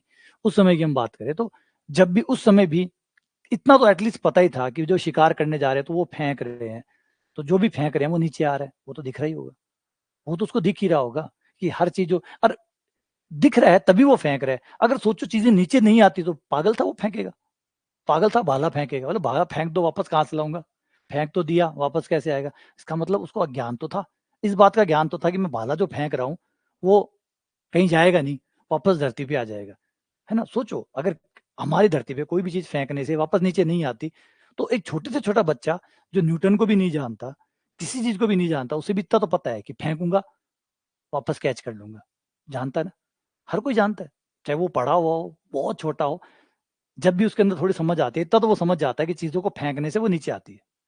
तो ये तो किसी की जरूरत नहीं है, ये तो किसी ग्रंथ की, किसी किताबों की, किसी की जरूरत नहीं है। हर छोटे से छोटा बच्चा जो थोड़ा समझ 3-4 साल का हो जाता है वो इतना समझने लग जाता है कि चीजों को फेंकने से वो नीचे आती है। अगर यही बात किसी ग्रंथ में लिखी हुई है, किसी किताबों में लिखी हुई है, तो क्या बड़ी बात लिखी है। फिर कह रहे न्यूटन ने चुरा लिया। न्यूटन ने क्या चुरा लिया, एक 4 साल का बच्चा ही चुरा लेगा। आप 4 साल के बच्चे को जिसको पढ़ना ही नहीं आता उससे पूछ लो कि बेटा अगर किसी चीज को, उसने कोई न्यूटन का नाम नहीं सुना, अभी 4 साल का हुआ, जन्म ही लिया, कहा न्यूटन कौन, आइंस्टीन कुछ नहीं सुना ना, उससे जाके पूछो 4 साल के बच्चे को कि बेटा अगर बॉल ऊपर फेंकू तो क्या होगा, तो कहेगा पापा नीचे आ जाएगी। अब उसको कह दो, उसके ऊपर भी नाम लगा दो कि वो भी साहित्य चोरी कर रहा है, उसने वेदों से चुराया है, इसने ये जो ज्ञान है बच्चे ने ये वेदों से चुराया है, या इन किताबों से चुराया है, या उन किताबों से चुराया है, या भास्कराचार्य ने पहले दिया था वहां से चुराया है। हद हो गई यार, इसका क्या नियम है। अच्छा न्यूटन, अब बात करते हैं न्यूटन की। जो न्यूटन ने किया वो अलग था, वो क्या था, वो था ये बताया कि कितना है, कितना काम करता है, मात्रा क्या है उसकी, न्यूटन ने वो दी है। न्यूटन उसके लिए काउंट नहीं होते कि वस्तु नीचे की तरफ आती है, वो तो सदियों से लोग जानते हैं कि वस्तु नीचे की तरफ आती है। न्यूटन ने ये बताया कि वो कितना होता है और उसके डायरेक्शन क्या है, वो कितना होता है और उसकी डायरेक्शन क्या है, और दो कणों के बीच में ये कैसे काम करता है। न्यूटन ने ये बताया, न्यूटन ने बताया इसकी मात्रा F बराबर G m1 m2/r²। ये जो था ना, ये किसी ने नहीं बताया था इससे पहले, ना कोई बता सकता था। ये किसी ने नहीं बताया था कि F जो है ये एक बल है, और ये जो बल है इसकी मात्रा G m1 m2/r² होता है। ये कहीं बताया तो बता दो, कौन सी किताब ने बताया कि कितना होता है। अगर एक कण 1 किलो का है और एक कण 2 किलो का है, उसके बीच में बल लग रहा है, कोई ने बताया कि कितना था? ये न्यूटन ने ही बताया। ये सिर्फ न्यूटन ने बताया कि वो कितना होता है और वो किन चीजों पे डिपेंड करता है। और कौन सी चीजें इसकी मात्रा को कम या ज्यादा करने में असर डालती है, ये न्यूटन ने बताया। और न्यूटन ने ये बताया कि इसकी डायरेक्शन किधर है, कौन सी दिशा में ये काम करता है। न्यूटन को कह रहे चोरी कर लिया। क्या चोरी कर लिया? क्या चोरी कर लिया? वो तो मैं कह रहा हूँ मेरे 4 साल का बच्चा ही जानता है। ये इतनी घटिया तर्क दे दिया। अब जो समझदार नहीं है वो तो क्या करेगा, जो उसको वीडियो को देख रहा है, जो समझदार नहीं है, ज्यादातर जनता नहीं है समझदार, वो कहेगा, वो अगले दिन स्टेटस पे लगा देगा न्यूटन चोर था, न्यूटन ने हमारे यहाँ से चुरा लिए, यहाँ से चुरा के ले गया और वहां जाके छपवा दिया। क्या छपवा था? हमारे यहाँ क्या था या हमारे कोई और जगह है तो क्या था? यही था कि वस्तु नीचे की तरफ आती है। वो तो मेरे 4 साल का बच्चा जानता है, वो तो मेरा 4 साल का बच्चा भी जानता है कि वस्तु फेंकने पर नीचे आती है। क्या चुराएगा उसको?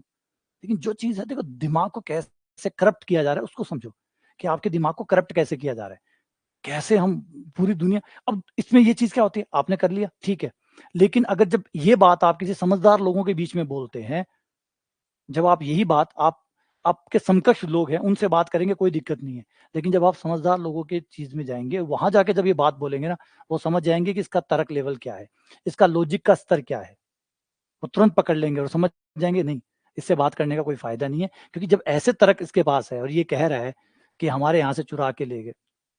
मुझे एक याद आ रहा है, एक छोटा सा इंस्टांस था, जब एक नोबेल प्राइज, केमिस्ट्री में नोबेल प्राइज जीते हुए भारतीय मूल थे, राधा कृष्णन या ऐसे उनका नाम था पूरा, एग्जैक्टली कृष्णन करके ऐसा कुछ नाम था उनका। तो वो आईआईटी में एक बार कॉन्फ्रेंस हो रही थी, तो उस कॉन्फ्रेंस में आए थे। तो जब कॉन्फ्रेंस में आए थे तो हमारे एक नेता थे, तो हमारे एक नेता ने वहाँ पे, क्योंकि वो पता नहीं क्यों बुलाते हैं भगवान जाने, लेकिन पॉलिटिशियन को भी बुला लिया उन्होंने इनॉग्रेशन के अंदर, जो कॉन्फ्रेंस का इनॉग्रेशन हो रहा था उसमें आए, और उन्होंने वो करना शुरू कर दिया कि हमारे यहाँ पे ऐसे होता था और ऐसे होता था और ऐसे उड़ के जाते थे, ऐसे जाते। तो ये जब कहा, तो अब देखो जो साइंटिफिक सोच वाला आदमी है ना, उससे ये बर्दाश्त नहीं होता ये चीजें। आप जब तार्किक हो जाएंगे ना, तो आपसे ये कूतर्क बर्दाश्त नहीं होगा, आप उठ के चले जाएंगे, बहस नहीं करेंगे, तो आपको पता है बेवकूफों से बहस करने में क्या फायदा, आप बहस नहीं करेंगे, लेकिन आप समझ जाएंगे कि इसका स्तर कितना है और इसे कितना दूर रहना है। दूरी का नियम आपको पता चल जाएगा कि इससे इतना दूर रहो, वरना मेरे लॉजिक और बिगाड़ देगा। तो वो समझ जाएंगे। तो उन्होंने फिर वो देखा और वो इरिटेट हो गए, क्योंकि ऑब्वियसली बात है वो एविडेंस चाहते हैं। हम ये नहीं चाहते कि आज से 10,000 साल पहले ऐसे होते थे, करके दिखाओ, करके दिखाओ। बोले लिखा हुआ है, लिखे हुए से क्या मतलब है, करके दिखाओ। हम काउंट नहीं करते उस चीजों को, क्या लिखा हुआ था, कुछ भी कोई मनगढ़ंत बना के कुछ भी कह सकता है, वो तो कुछ भी हो सकता है। ये लिखा हुआ है ऐसे है, तो आज का काउंट करो ना। अब मैं मेरे दादा या परदादा के बारे में बताता रहूंगी, मेरे परदादा ना ये करते थे या वो करते थे, इससे मैं कैसे डिफाइन हुआ? मेरे परदादा डिफाइन हुए ना, मैं डिफाइन तो नहीं हुआ ना, मैं तो आज भी वही रहा फिर। और जो भूतकाल की ज्यादा बातें करता है या भूतकाल पे ज्यादा गर्व करता है, इसका मतलब उसका वर्तमान खराब है ना। जिसका वर्तमान अच्छा होगा वो तो वर्तमान की बातें करेगा ना, वो भूतकाल की बातें थोड़ी करेगा। और जो भूतकाल की बातें कर रहा है, इसका मतलब उसका वर्तमान भयानक है, खतरनाक है, कुछ ऐसा है ही नहीं वर्तमान में बताने लायक, तो भूतकाल का सहारा ले रहे हैं। तो खुद समझ जाते हैं वो लोग बेवकूफ नहीं है, मैंने कहा ना। तो उन्होंने लास्ट में जाते हुए एक बार जब वो वहां से चले गए, तो उन्होंने एक लेख लिखा, और उसमें लिखा कि जो इंडियन कांग्रेस है, साइंस कांग्रेस है, वो सर्कस है। मतलब इतनी ज्यादा पीड़ा हुई उनको कि लास्ट में उन्हें लिखना पड़ा कि इंडिया का जो साइंस कांग्रेस है, कांग्रेस का मतलब जो कम्युनिटी है, उसके बारे में कहा कि वो सर्कस की तरह है। सर्कस में हर कोई कुछ कर रहा है ना, कोई सिर पैर नहीं है, कोई लॉजिक नहीं है। और फिर उस पर थोड़ा विवाद भी हुआ और भी हुआ, लेकिन बात वो काफी हद तक सेट बैठती है कि लॉजिक ही नहीं है, कुछ भी चिपका रहे हो, किसी के आधार पर चेप देते हो। जरूरी है इसे समझना कि भाई तर्क को तो समझो। न्यूटन को चोर बता दिया, आइंस्टीन को चोर बता दिया, हद है। सदियों से हम मानते आ रहे हैं उन लोगों को, यूं ही मानते आ रहे हैं। तो वो इंपॉर्टेंस आता है। इंडिया से चुरा चुरा के ले गए, फिर वहां जाके छाप दिया। इंट्यूशन मिल गए होंगे, इनसाइट मिल गया होगा। आज यहाँ से कोई भारतीय जाता है और अमेरिका में जाके पढ़ाई करता है और नोबेल प्राइज जीत जाता है, तो कल अमेरिका वाले कह देंगे कि हमारे यहाँ आया, चोरी करके ले गया और नोबेल प्राइज जीत गया। हाँ, वो भी हुआ था, एक सुप्रीम कोर्ट में गया था पतंजलि वाला, एक दवाई लॉन्च की थी पतंजलि ने, कोरोनिल करके। और उस समय दावा ये किया था कि जो कोरोनिल है कोरोना को मार देगी। कोरोना का ना तो जेनेटिक कोड समझ में आया था, ना कोरोना का बिहेवियर समझ में आया था, दवाइयाँ लॉन्च पहले हो गई थी। क्योंकि आयुर्वेद ने 5,000 साल पहले ही दवाई बना रखी थी कि ऐसी बीमारी आए तो ये दे देना। उसके पता है ये चीजें करने की वजह से क्या हुआ? अब आप सोचो इनकी वजह से क्या हुआ। इनकी वजह से ये हुआ कि आपका जो खुद का परंपरागत विज्ञान था वो लुप्त होने के कगार पे आ गया। आपके ये गैर जरूरी दावे है ना, झूठे दावे, ये झूठे दावे इतने इमेज खराब करते हैं बाहर ओवरऑल में, कि आपको कोई भी सीरियसली लेना बंद कर देता है। अब आप आयुर्वेद को एग्जांपल ले लीजिए, अगर आप नेट पे सर्च करें तो आयुर्वेद भारत के आसपास के कुछ ही देशों में वैलिड माना जाता है, और अगर आप दूसरे देशों में जाएंगे तो आयुर्वेदिक डॉक्टर को डॉक्टर की संज्ञा नहीं दी जाती। क्यों नहीं दी जाती? क्योंकि यहाँ पे इतनी खाद खिंडा दी आयुर्वेद के नाम पे, मतलब वो विज्ञान गलत नहीं था, दावे को पहले प्रूफ किया जाता, एविडेंस लाए जाते, रिसर्च करी जाती, दुनिया तो मानेगी, दुनिया तो एविडेंस को मानेगी मानेगी, कौन जुटला सकता है? विज्ञान पूरा एविडेंस पे आधारित है, लेकिन कोई एविडेंस नहीं लाया, कोरोनिल पहले आ गई। अब ऐसे दावे ठोके ना, उस दावे से फिर क्या हुआ कि जो दूसरे देश है तो प्रूफ तो करते नहीं है, सीधा दवाई लाके चिपका देते, बोला नहीं, बैन, वो बैन।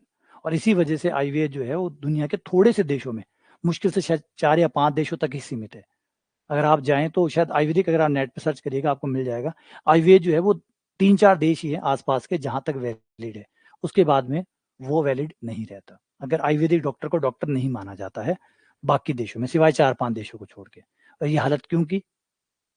इससे ज्यादा होम्योपैथिक को माना जाता है, एटलीस्ट होम्योपैथी के एटलीस्ट इतनी जगह है।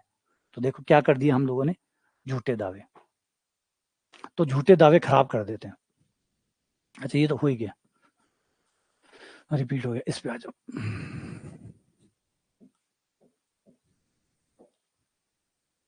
एफ एक्स बराबर एक्स की पावर,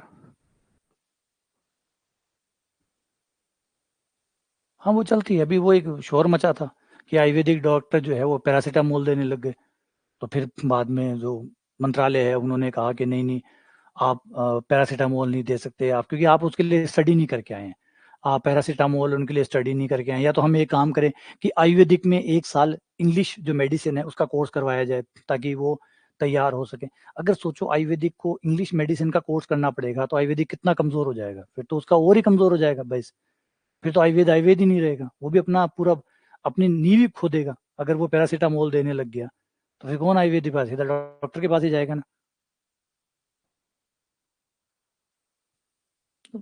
इंपॉर्टेंस है, ये समझो ये बात कि झूठे दावे कितने बुरे होते हैं।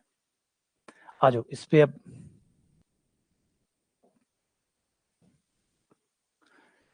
ये हो गया हमारा एफ डैश एक्स, 3/2 आगे, एक्स की पावर हाफ,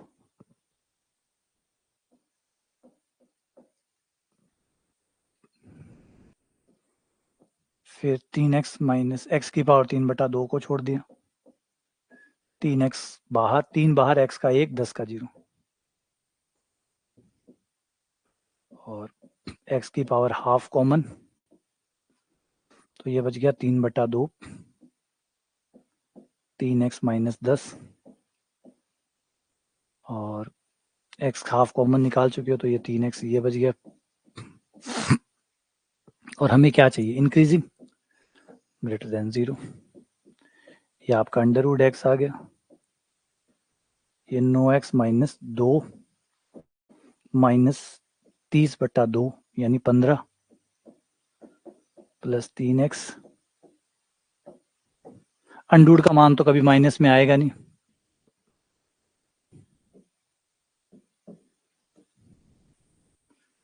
ये 6 और 15x minus 2 minus 15 greater than 0, उसको उधर ले जाओ तो x का मान बढ़ा आ गया 2 से, 2 से बढ़ा, 2 से लेकर अनंत तक।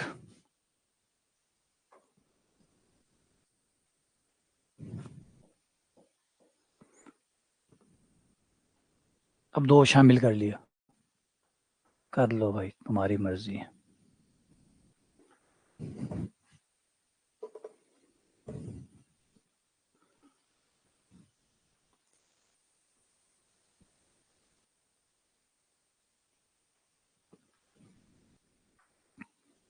ठीक है, सही है, ठीक है,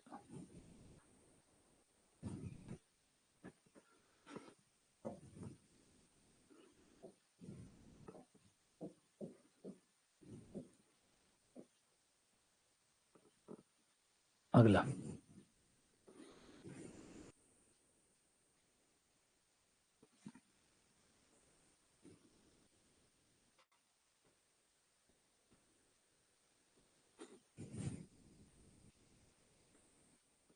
तो आप देखेंगे, आप कभी टीवी चैनल देखेंगे सत्संग वाले, उसमें जाके देखिए वो विज्ञान की ऐसी ऐसी दुर्गति कर रहे होंगे, विज्ञान की ऐसी ऐसी बुरी तरीके से दुर्गति कर रहे होंगे कि पूछिए ही मत।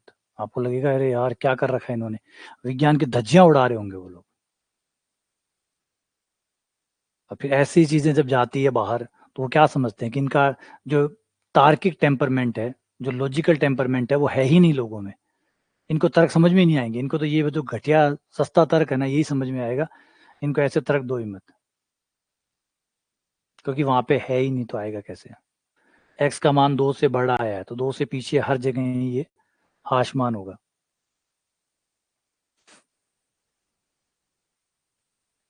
F dash x, F dash x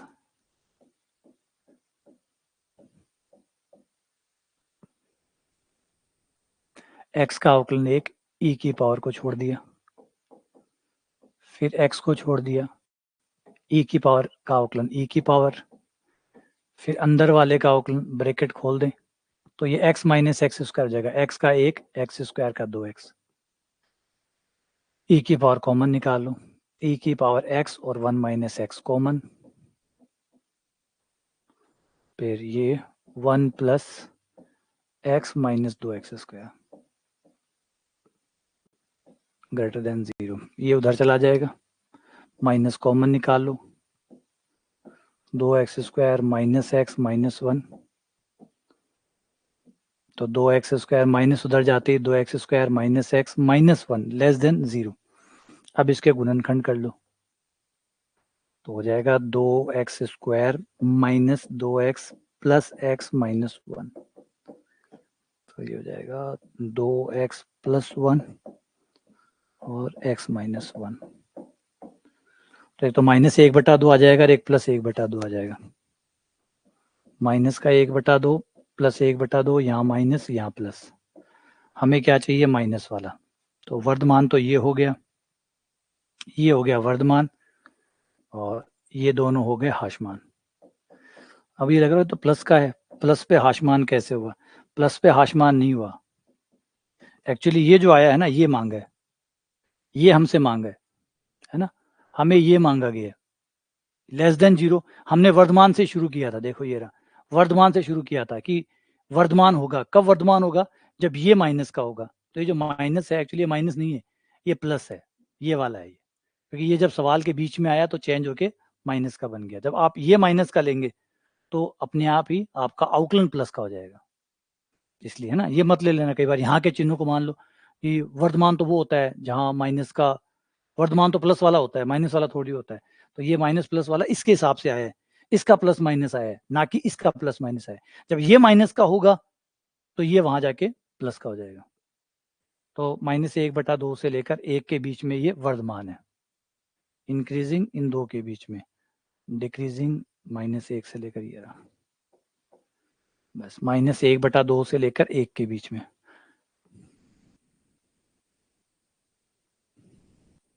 ठीक है,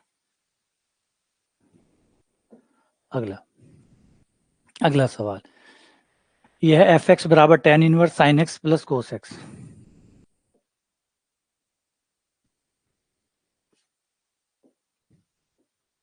एफ डैश एक्स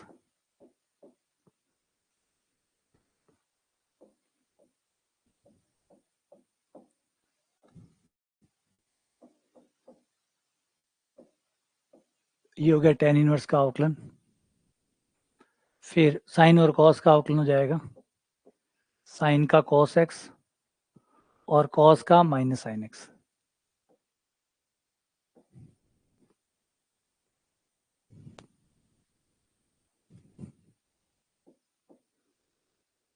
अब √2 से गुणा और √2 का भाग देके इसको पैक कर लो, है ना, इसको पैक कर लो, पैक कर लो तो ये बन जाएगा cos π/4 माइनस एक्स का, डन, है ना। बंद कर लो ताकि सॉल्व करने में आसानी हो, चाहो तो खुला रख सकते हो, मर्जी है आप लोगों की, है ना। बंद करोगे तो ज़्यादा आसानी होगी, मैंने बंद कर दिया, है ना। एक अंडर रूट 2 से गुणा और अंडर रूट 2 का भाग, अंडर रूट 2 से गुणा और भाग, अंडर रूट 2 गुणा में है, भाग वाला तो अंदर चला जाएगा, गुणा वाला रह जाएगा।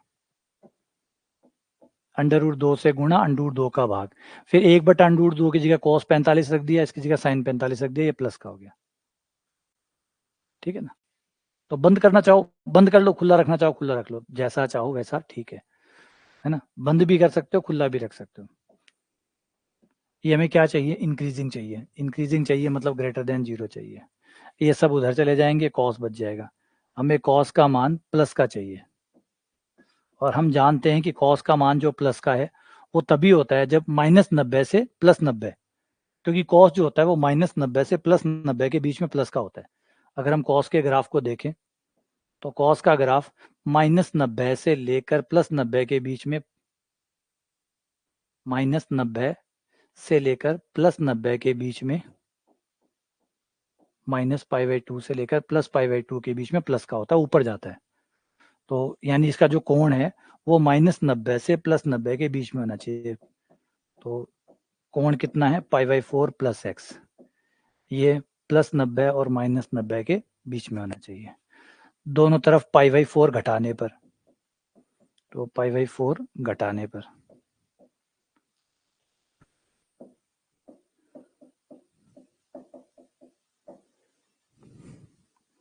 ये हो गया माइनस का 3π/4, 3π/4 से लेकर π/4 तक, तो -3π/4 से लेकर π/4 तक, तो ऐसा कौन सा हो जाएगा, इनके बीच में कौन सा है, इनके बीच में ये आता है, बी आता है, ये आता नहीं है, ये 90 से ऊपर चला गया इसलिए गलत, ये भी 90 तक जा रहा है इसलिए गलत, ये -90 से लेकर +90 तक जा रहा है इसलिए ये गलत। ये ढंग का सवाल है, ऐसा सवाल होना चाहिए, ये परफेक्ट है, ये सही है। अब आप देख लो आपका जो इंटरवल आया है उस इंटरवल के अंदर कौन सा आता है, वो सही है ना, वो जो है ना उसके अंदर आना चाहिए, वो सही है, उसके अंदर आ गया वो सही है।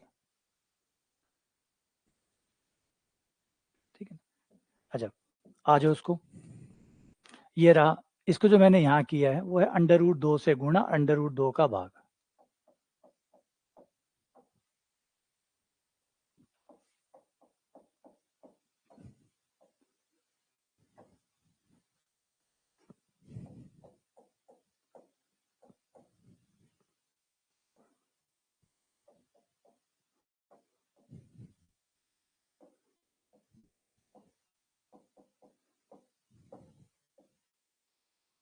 ये बंद हो गया,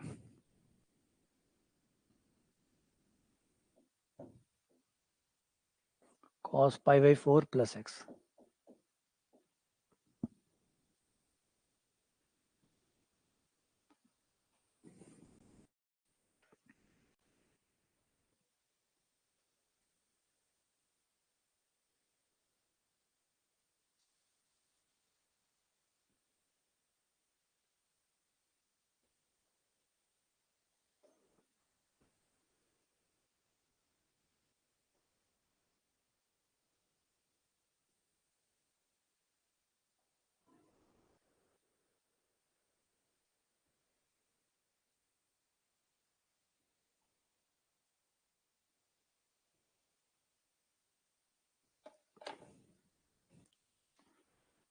ठीक है, बाकी सबको इधर भेज दिया बस। कॉस है, कॉस -90 से +90 के बीच में प्लस होता है, कॉस जो होता है वो -90 से +90 के बीच में प्लस होता है, बस ये कॉस है, इससे थीटा बोल दूं, इसका नाम थीटा रख लो बस। और कॉस थीटा 0 से बड़ा चाहिए, कॉस थीटा 0 से बड़ा होता है -90 से +90 के बीच में, तो -90 से +90 ले लिया, थीटा -90 से +90, फिर हमने x का मान निकाल लिया। और चाहो तो सीधा निकाल सकते हो, डायरेक्ट भी हो जाएगा, कोई प्रॉब्लम नहीं है। ग्रेटर देन 0 लो, भेज दो इसको, cos x sin x greater than 0, और cos x बड़ा आ जाएगा sin x से, cot x बड़ा आ जाएगा 1 से, और cot x 1 से बड़ा किस में है, वो आंसर है। वो इंटरवल देख लो जिसमें cot x 1 से बड़ा है, और cot x 1 से बड़ा इस इंटरवल में आ जाएगा, ये सही है।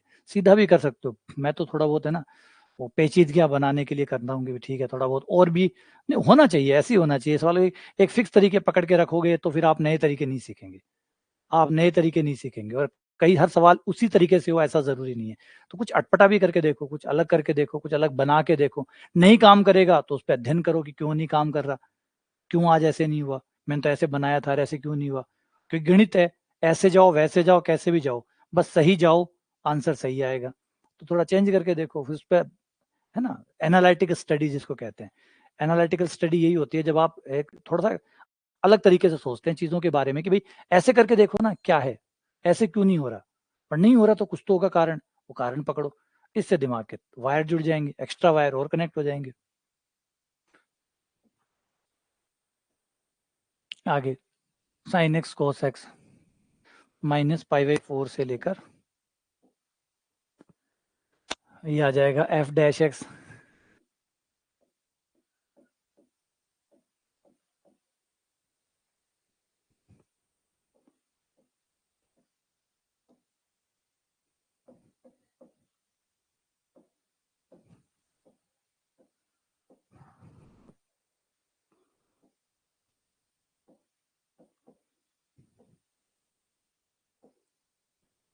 साइन एक्स का कोस एक्स, कोस का minus sine x.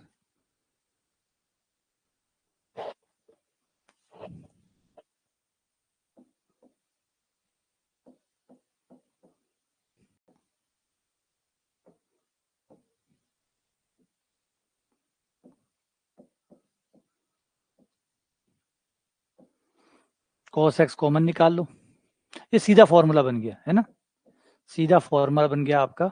Cos x common ऊपर से, कोस एक्स नीचे से कॉमन, और कट कर दो, ये हो जाएगा tan x।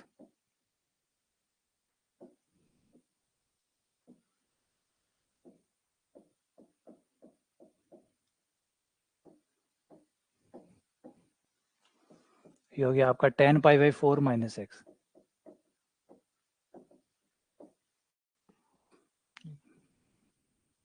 tan का मान प्लस का कब तक होता है, tan का मान 0 से 90 के बीच में होता है, प्लस का 0 से 90 के बीच में। आपको वर्धमानी चाहिए ना, हाँ, स्ट्रिक्टली इंक्रीजिंग चाहिए। और x का मान इन्होंने दिया है -π/4 से लेकर 3π/4 तक, ठीक है, स्ट्रिक्टली इंक्रीजिंग चाहिए। हम जानते हैं जो tan होता है, tan के ग्राफ को अगर हम देखें तो tan का ग्राफ जो प्लस होता है वो 0 से 90 के बीच में होता है, 0 से 90 के बीच में tan प्लस का होता है। ये tan का ग्राफ होता है 0 से 90 के बीच में।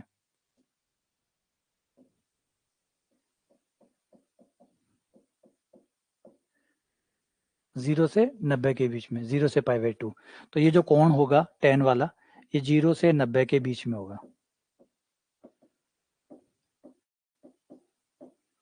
π/4 घटाने पर, π/4 घटाने पर, अब माइनस से गुणा करने पर,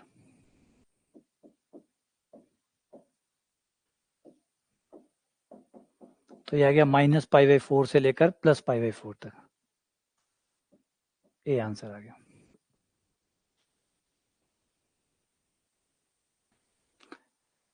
हाँ, आज शाम को वो टेस्ट वाली क्लास हो जाती है, फिर आप लोगों के लिए एक कल कल संडे है ना, कल तो मेरी एक यूट्यूब पे क्लास रहेगी, आइगन मान आइगन सदिश वाली। तो कल वो क्लास रहेगी, तो एक काम करेंगे, मंडे को अपन जो है ना, मंडे को एक क्लास कर लेंगे, मंडे को एक गाइडेंस क्लास ले लेंगे। आप में से जो लोग भी पिछड़ रहे हैं, स्वाभाविक है, कोई भी अजीब नहीं है, क्योंकि मैंने पहले भी आपको शुरू में भी क्लास जब शुरू हुई थी तब मैंने कहा था कि पिछड़ना स्वाभाविक है। आपको लग रहा होगा कि मैं धीमा हूँ, मतलब आप कब मेरा कोर्स होगा और क्या होगा, धीरे धीरे आपको महसूस हो जाएगा कि मैं बहुत तेज हूँ, बहुत फास्ट हूँ, है ना। शुरुआत में लगा होगा नहीं, जो पहले दिन आता है, 2 दिन आता है, 5 दिन आता है, उसको लगता है कि अरे यार, क्योंकि देखिए प्रॉब्लम इसमें नहीं है, प्रॉब्लम है जो धीमा है लेकिन कंटिन्यू है ना, वो बहुत फास्ट होता है, दिखता है आपको वो धीमा है। जो धीमा है लेकिन लगातार है ना, वो बहुत खतरनाक होता है। तो मेरी आदत वही है, मैं धीमा हूँ लेकिन लगातार हूँ। और जो धीमा होता है और लगातार होता है ना, वो बहुत तेज होता है। मेरा यही गुण काम करता है, मैं धीमा हूँ परंतु लगातार हूँ। वो फिर आपको लग रहा होगा कि हम पीछे रह गए, हमसे बहुत सारी चीजें छूट रही है। शुरुआत में ऐसा नहीं लगा हो, शुरुआत में लगा नहीं है तो इतना सा पढ़ाते हैं तो हम कभी घूमते फिरते ही पढ़ लेंगे।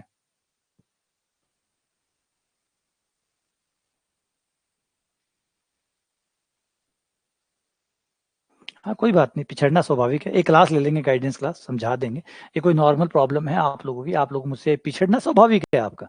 आपका स्वाभाविक है, क्योंकि मैंने पहले कहा मेरी नियमितता है। आप में से जो भी नियमित है वो मेरे बराबर है, और जिसके भी अनियमितता आई है बीच में, कोई भी कारण से आई, बीमारी की वजह से आई, शादी प्रोग्राम जिसकी वजह से भी अनियमितता आई, वो मुझसे पिछड़ गया। जिसके भी अनियमितता आई वो मुझसे पिछड़ गया। तो कोई बात नहीं, कुछ चीजें पिछड़ जाती है, छोड़ दो। जहां से चल रहा है वहां से स्टार्ट कर दो। बीच में छूट जाएगी ना, थोड़ी बहुत छूट जाओ। कभी तो समय मिलेगा, जिस दिन समय मिलेगा उस दिन वापस से उसको कवर कर लेना। ये छूटना स्वाभाविक है, लेकिन डरो मत, कोई टेंशन नहीं है। अगर कुछ छूट रहा है तो उसको फिर छोड़ दो, पकड़े मत रखो। अगर छूट गया है कोई तो छोड़ दो, जहां से क्लास चल रही है वहां से जुड़ जाओ और फिर आगे चलते रहो।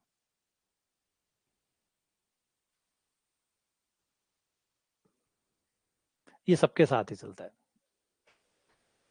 सबके स्ट्रेस रहता है। जो भी तैयारी कर रहा है वो स्ट्रेस से गुजरता ही गुजरता है। पढ़ाई छोड़ने के मन में ख्याल आते हैं, पढ़ाई छोड़ दूं, नौकरी की तैयारी छोड़ दूं, कुछ और कर लूं। ये सामान्य प्रवृत्ति है। अगर ऐसा आ रहा है तो ठीक आ रहा है,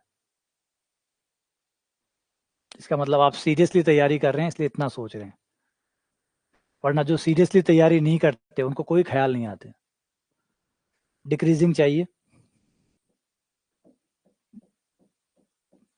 बुरे ख्याल अच्छे लोगों को ही आते हैं। कभी देखा बुरे लोगों को बुरे ख्याल आ रहे हैं? कभी देखा आप लोगों ने कि बुरे लोगों को बुरे ख्याल आ रहे हैं, अच्छे लोगों को बुरे ख्याल आते हैं? एक कुछ छोटा हो गया, तो आप मेहनत कर रहे हैं इसलिए बुरे ख्याल आ रहे हैं।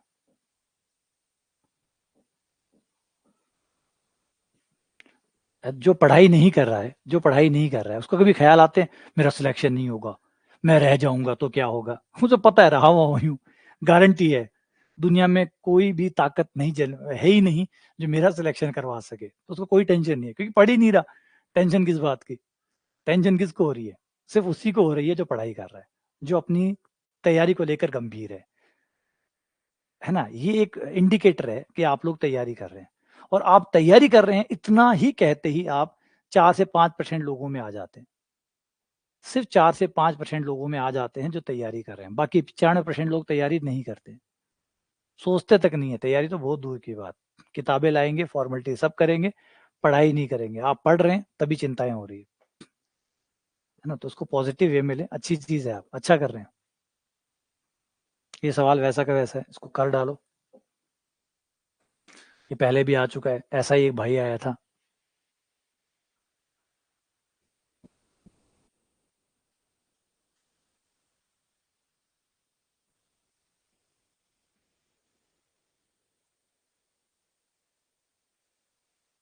नहीं, सबके साथ होता है ये केवल उन लोगों के साथ होता है जो पढ़ता है। जो पढ़ाई करेगा उसको ही चिंता होगी, मैं पिछड़ रहा हूँ, मेरे से कवर नहीं हो रहा है। सोचो, किसी ने किताब ही नहीं खोली, उसको काहे की चिंता? उसको कैसे पता चले कि कहाँ पिछड़ रहा है? वो ना तो पिछड़ रहा है, वो सबसे आगे है। उसने किताब ही नहीं खोली, वो सबसे आगे ही है। आपने किताब खोली, आपने पढ़ाई की, आपको महसूस हुआ ये टॉपिक पीछे चल रहा हूँ, इस टॉपिक में आगे चल रहा हूँ, ये समझ में नहीं आ रहा है, ये समझ में आ रहा है, ये कम समझ में आ रहा है, यहाँ नंबर नहीं बन रहे। आपको पता है, इतनी बात में आप 4 से 5% लोगों में आ जाते हैं।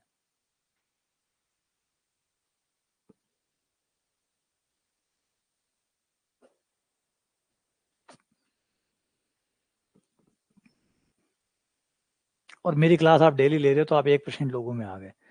मैंने अब शुरू में भी आपसे कहा था, अगर आप में से कोई भी बच्चा अगर मेरी डेली क्लास ले रहा है, डेली मेरे साथ है, 2 क्लास 3 क्लास जिससे भी क्लास लगती है, उसमें अगर मेरे साथ है, तो 1 साल निकलने के बाद बहुत बड़ी संभावना है कि उसका सिलेक्शन होके ही रहेगा। है ना? जो भी बच्चा मेरे साथ डेली है, क्योंकि मेरे साथ डेली वही रह पाएगा जो नियमित है। और बिना पढ़े क्लास में आके करेगा क्या? बिना पढ़े क्लास में आके करेगा क्या? तो पढ़ के आना ही पड़ेगा। अब जब पढ़ के आना पड़ेगा, डेली पढ़ रहा है, मेरी डेली सारी क्लासेस ले रहा है, तो 1 साल में वो ऐसा तैयार हो ही जाएगा कि सिलेक्शन आएगा ही आएगा। जाएगा कहाँ? और मुझे लगता है कि जैसे अभी अभी बता रहा हूँ, अभी शायद अभी भगवान ने चाहा, ईश्वर की कृपा रही सब कुछ, और अब जो सेकंड ग्रेड की वैकेंसी आएगी, तो एक बहुत बड़ा सिलेक्शन जो है ना वो मेरे बेस में से निकलेगा। 200 250 वाला जो है ना बड़ा, ये बने हुए नंबर नहीं है, आज ही कह रहा हूँ, चाहे लिखवा लेना। अभी तो भर्ती शायद 1 साल आगे की है, अभी भी कह रहा हूँ, यहाँ से आज ही घोषणा कर रहा हूँ कि जब भी वैकेंसी आएगी, जब भी सिलेक्शन आएंगे, तो सीधा एक बहुत बड़ा बल्क आएगा 200-250 का मेरा एक साथ ही, क्योंकि मेरे बहुत बच्चे रेगुलर है, ज़्यादा बच्चे रेगुलर हैं, प्लस कुछ ऐसे हैं जो नौकरी पेशा हैं, टाइम नहीं दे पाते, वो रिकॉर्डिंग देखते हैं। बहुत से लोग हैं ऐसे रिकॉर्डिंग देखते हैं। तो एक बड़ा प्रतिशत है मेरा जो एक्टिवली क्लास अटेंड कर रहे हैं, एक्टिवली पढ़ रहे हैं। तो एक बहुत बड़ा जो सिलेक्शन आएगा सेकंड ग्रेड का, वो मेरे साइड से आएगा, ओरिजिनल सिलेक्शन। ऐसे तो बनाने में तो चाहे 500 बना दो, है ना, नेम वाइज कि भाई ये नेम है, इस तरीके से मेरा ही आएगा।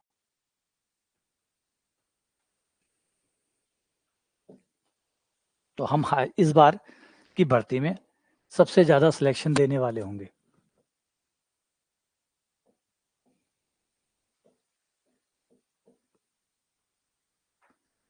F-X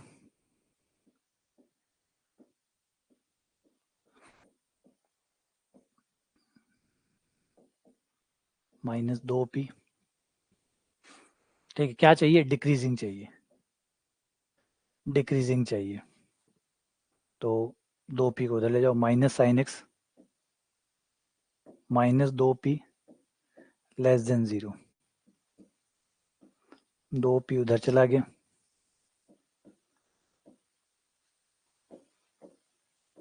2 का भाग दे दो।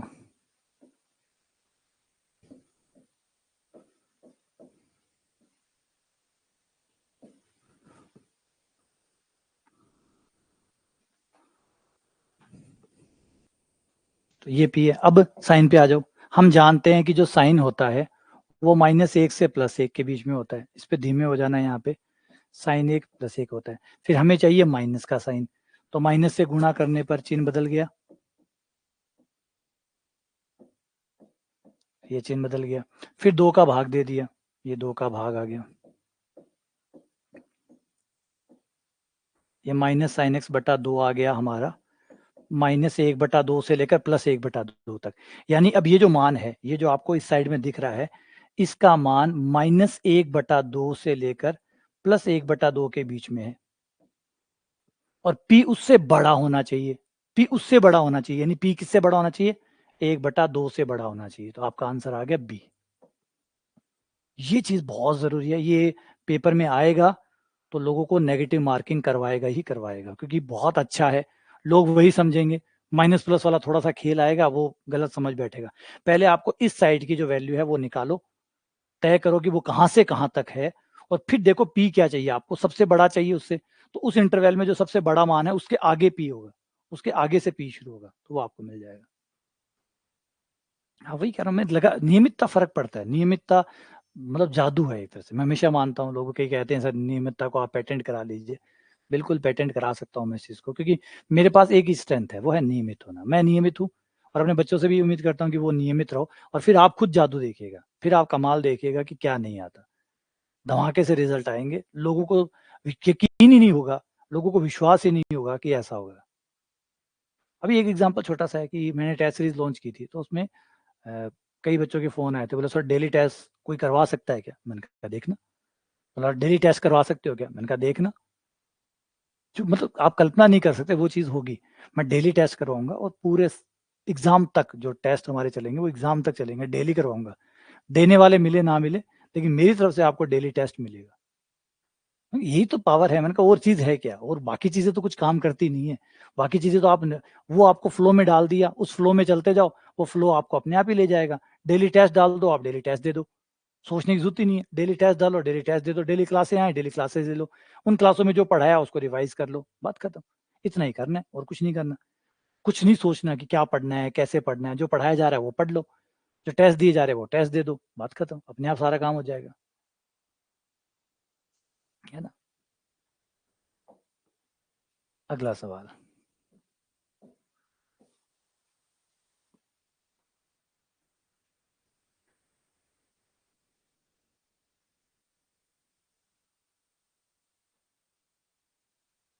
हाँ, पक्का लगेगा, कहेगा हाँ आपने सिलेक्शन इतने सारे आउट कर दिए। कोई मानते ही नहीं है। अब एमपी वाला था, एमपी वाले में सिलेक्शन जो थे मेरे, मैंने घटा घटा के सिलेक्शन कम से कम वही जो एकदम कंफर्म हुए थे वो बताए थे। और जबकि थे इतने सिलेक्शन, इस बार भी ऐसे ही है। अब आप तो जो मेरा हिस्सा है, जो मुझसे जुड़े हुए हैं, वो लोग तो देखते ही हैं सारा दिन। पता है आप, हम पॉइंट देखिए, हम 3 क्लासेस लेते हैं, 3 क्लासेस डेली। बाकी आप किसी भी ऑफलाइन सेंटर पे चले जाइए, नॉर्मली 1.5 से 2 घंटे की क्लास होती है, एक क्लास सिंगल क्लास होती है पूरे दिन भर में 1.5 से 2 घंटे की। हम 1.5 से 2 घंटे की 3 क्लास लेते हैं, यूट्यूब वाली अलग, और जो कभी कभार यूट्यूब पे लेते हैं वो अलग, और जो टेस्ट सीरीज शुरू होगी पूरे साल भर की वो अलग। अब सोचिए, इतनी मेहनत जब आप करते हो या इतने तरीके से आप करते हो, तो रिजल्ट बनेगा या नहीं बनेगा? वो तो बनना ही बनना है, कहाँ जाएगा? तो फिर अब लोगों को लगेगा साल भर बाद में, ये तो बना के रिजल्ट बना रहे हैं, ये तो खुद ऐसे ही रिजल्ट दे रहे हैं। अरे खुद नहीं दे रहे, देखो तो सही पीछे आके। जो हमारे साथ जुड़ा हुआ है उसको तो पता है, लेकिन जो नहीं जुड़ा हुआ उसको तो ऐसे लग रहा है कि पता नहीं कोई जादू कर रहे हैं, पेपर लीक करा रहे हैं।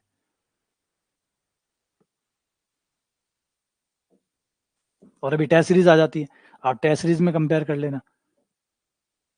अभी टेस्ट सीरीज आ रही है, आप टेस्ट सीरीज में कंपेयर कर लेना कि हमारे बच्चे ही टेस्ट सीरीज में भी ऊपर रहेंगे, जिससे आपको ये कंफर्म हो जाएगा, आपको ये बात और कंफर्म हो जाएगा कि हम लोग जो हैं वो बाकी, अब टेस्ट सीरीज में तो बाहर से आ रहे हैं लोग, ज्यादातर लोग जो टेस्ट सीरीज ले रहे हैं वो लगभग लगभग बाहर के कोचिंगों के हैं। कोई इस कोचिंग का है, कोई उस कोचिंग का, ये तो बाहर के हैं, ये लोग तो बाहर के आ रहे हैं।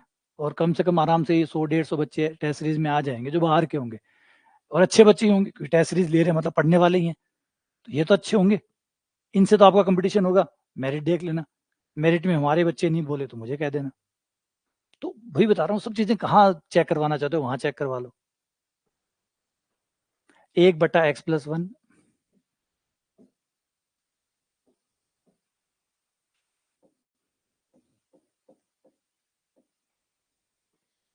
अवकलन करने पर होगा -1/x+1 का स्क्वायर।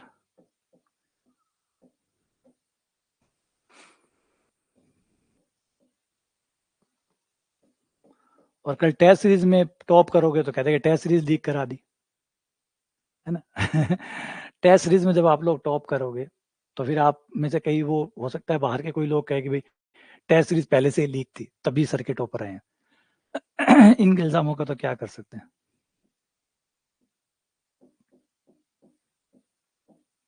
ये कट गया, -1 आ गया, ये x+1 आ गया, कट गया, x बच गया,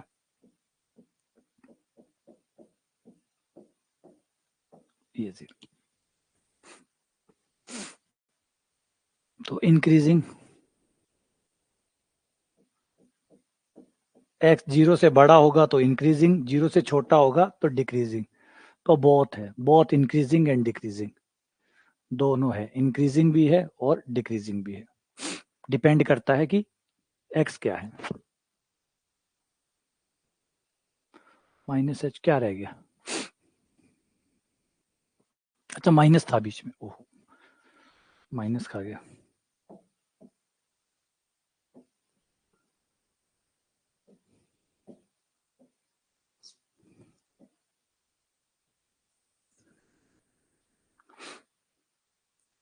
-x और -2,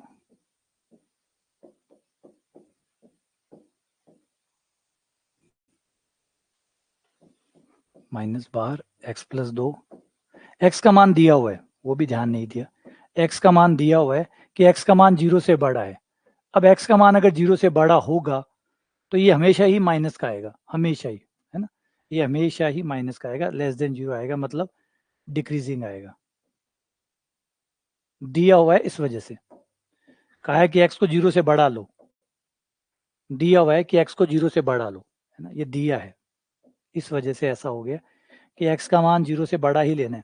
अब x का मान 0 से बड़ा लोगे तो 0 से बड़ा लोगे, +2 जोड़ोगे, ये तो स्क्वायर है, ये तो प्लस का आना ही है, और ये माइनस हमेशा माइनस रहेगा, हमेशा माइनस रहेगा, यानी हमेशा ये नेगेटिव आएगा, और हमेशा नेगेटिव आएगा मतलब एक डिक्रीजिंग फंक्शन ही रहेगा ये।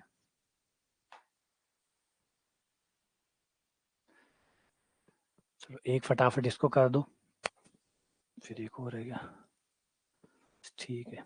चलो मैं निपटा देता हूँ उसको, इतने में अगली क्लास का टाइम हो जाएगा। f'(x), ये हो गया 3x² -2x -1,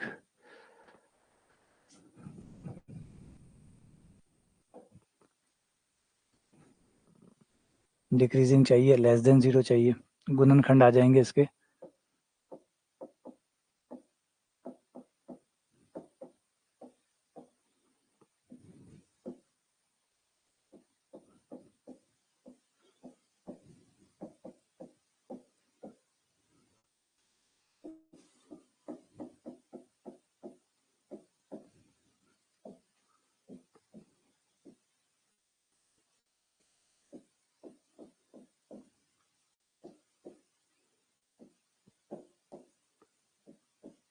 -1/3 से लेकर 1 तक।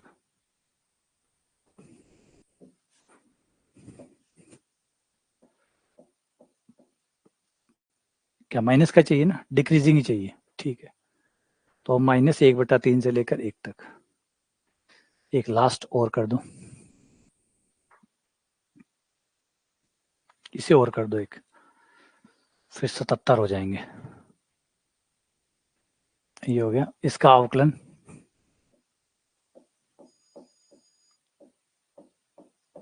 e की पावर -x को छोड़ दिया, x का 1, 2 का 0,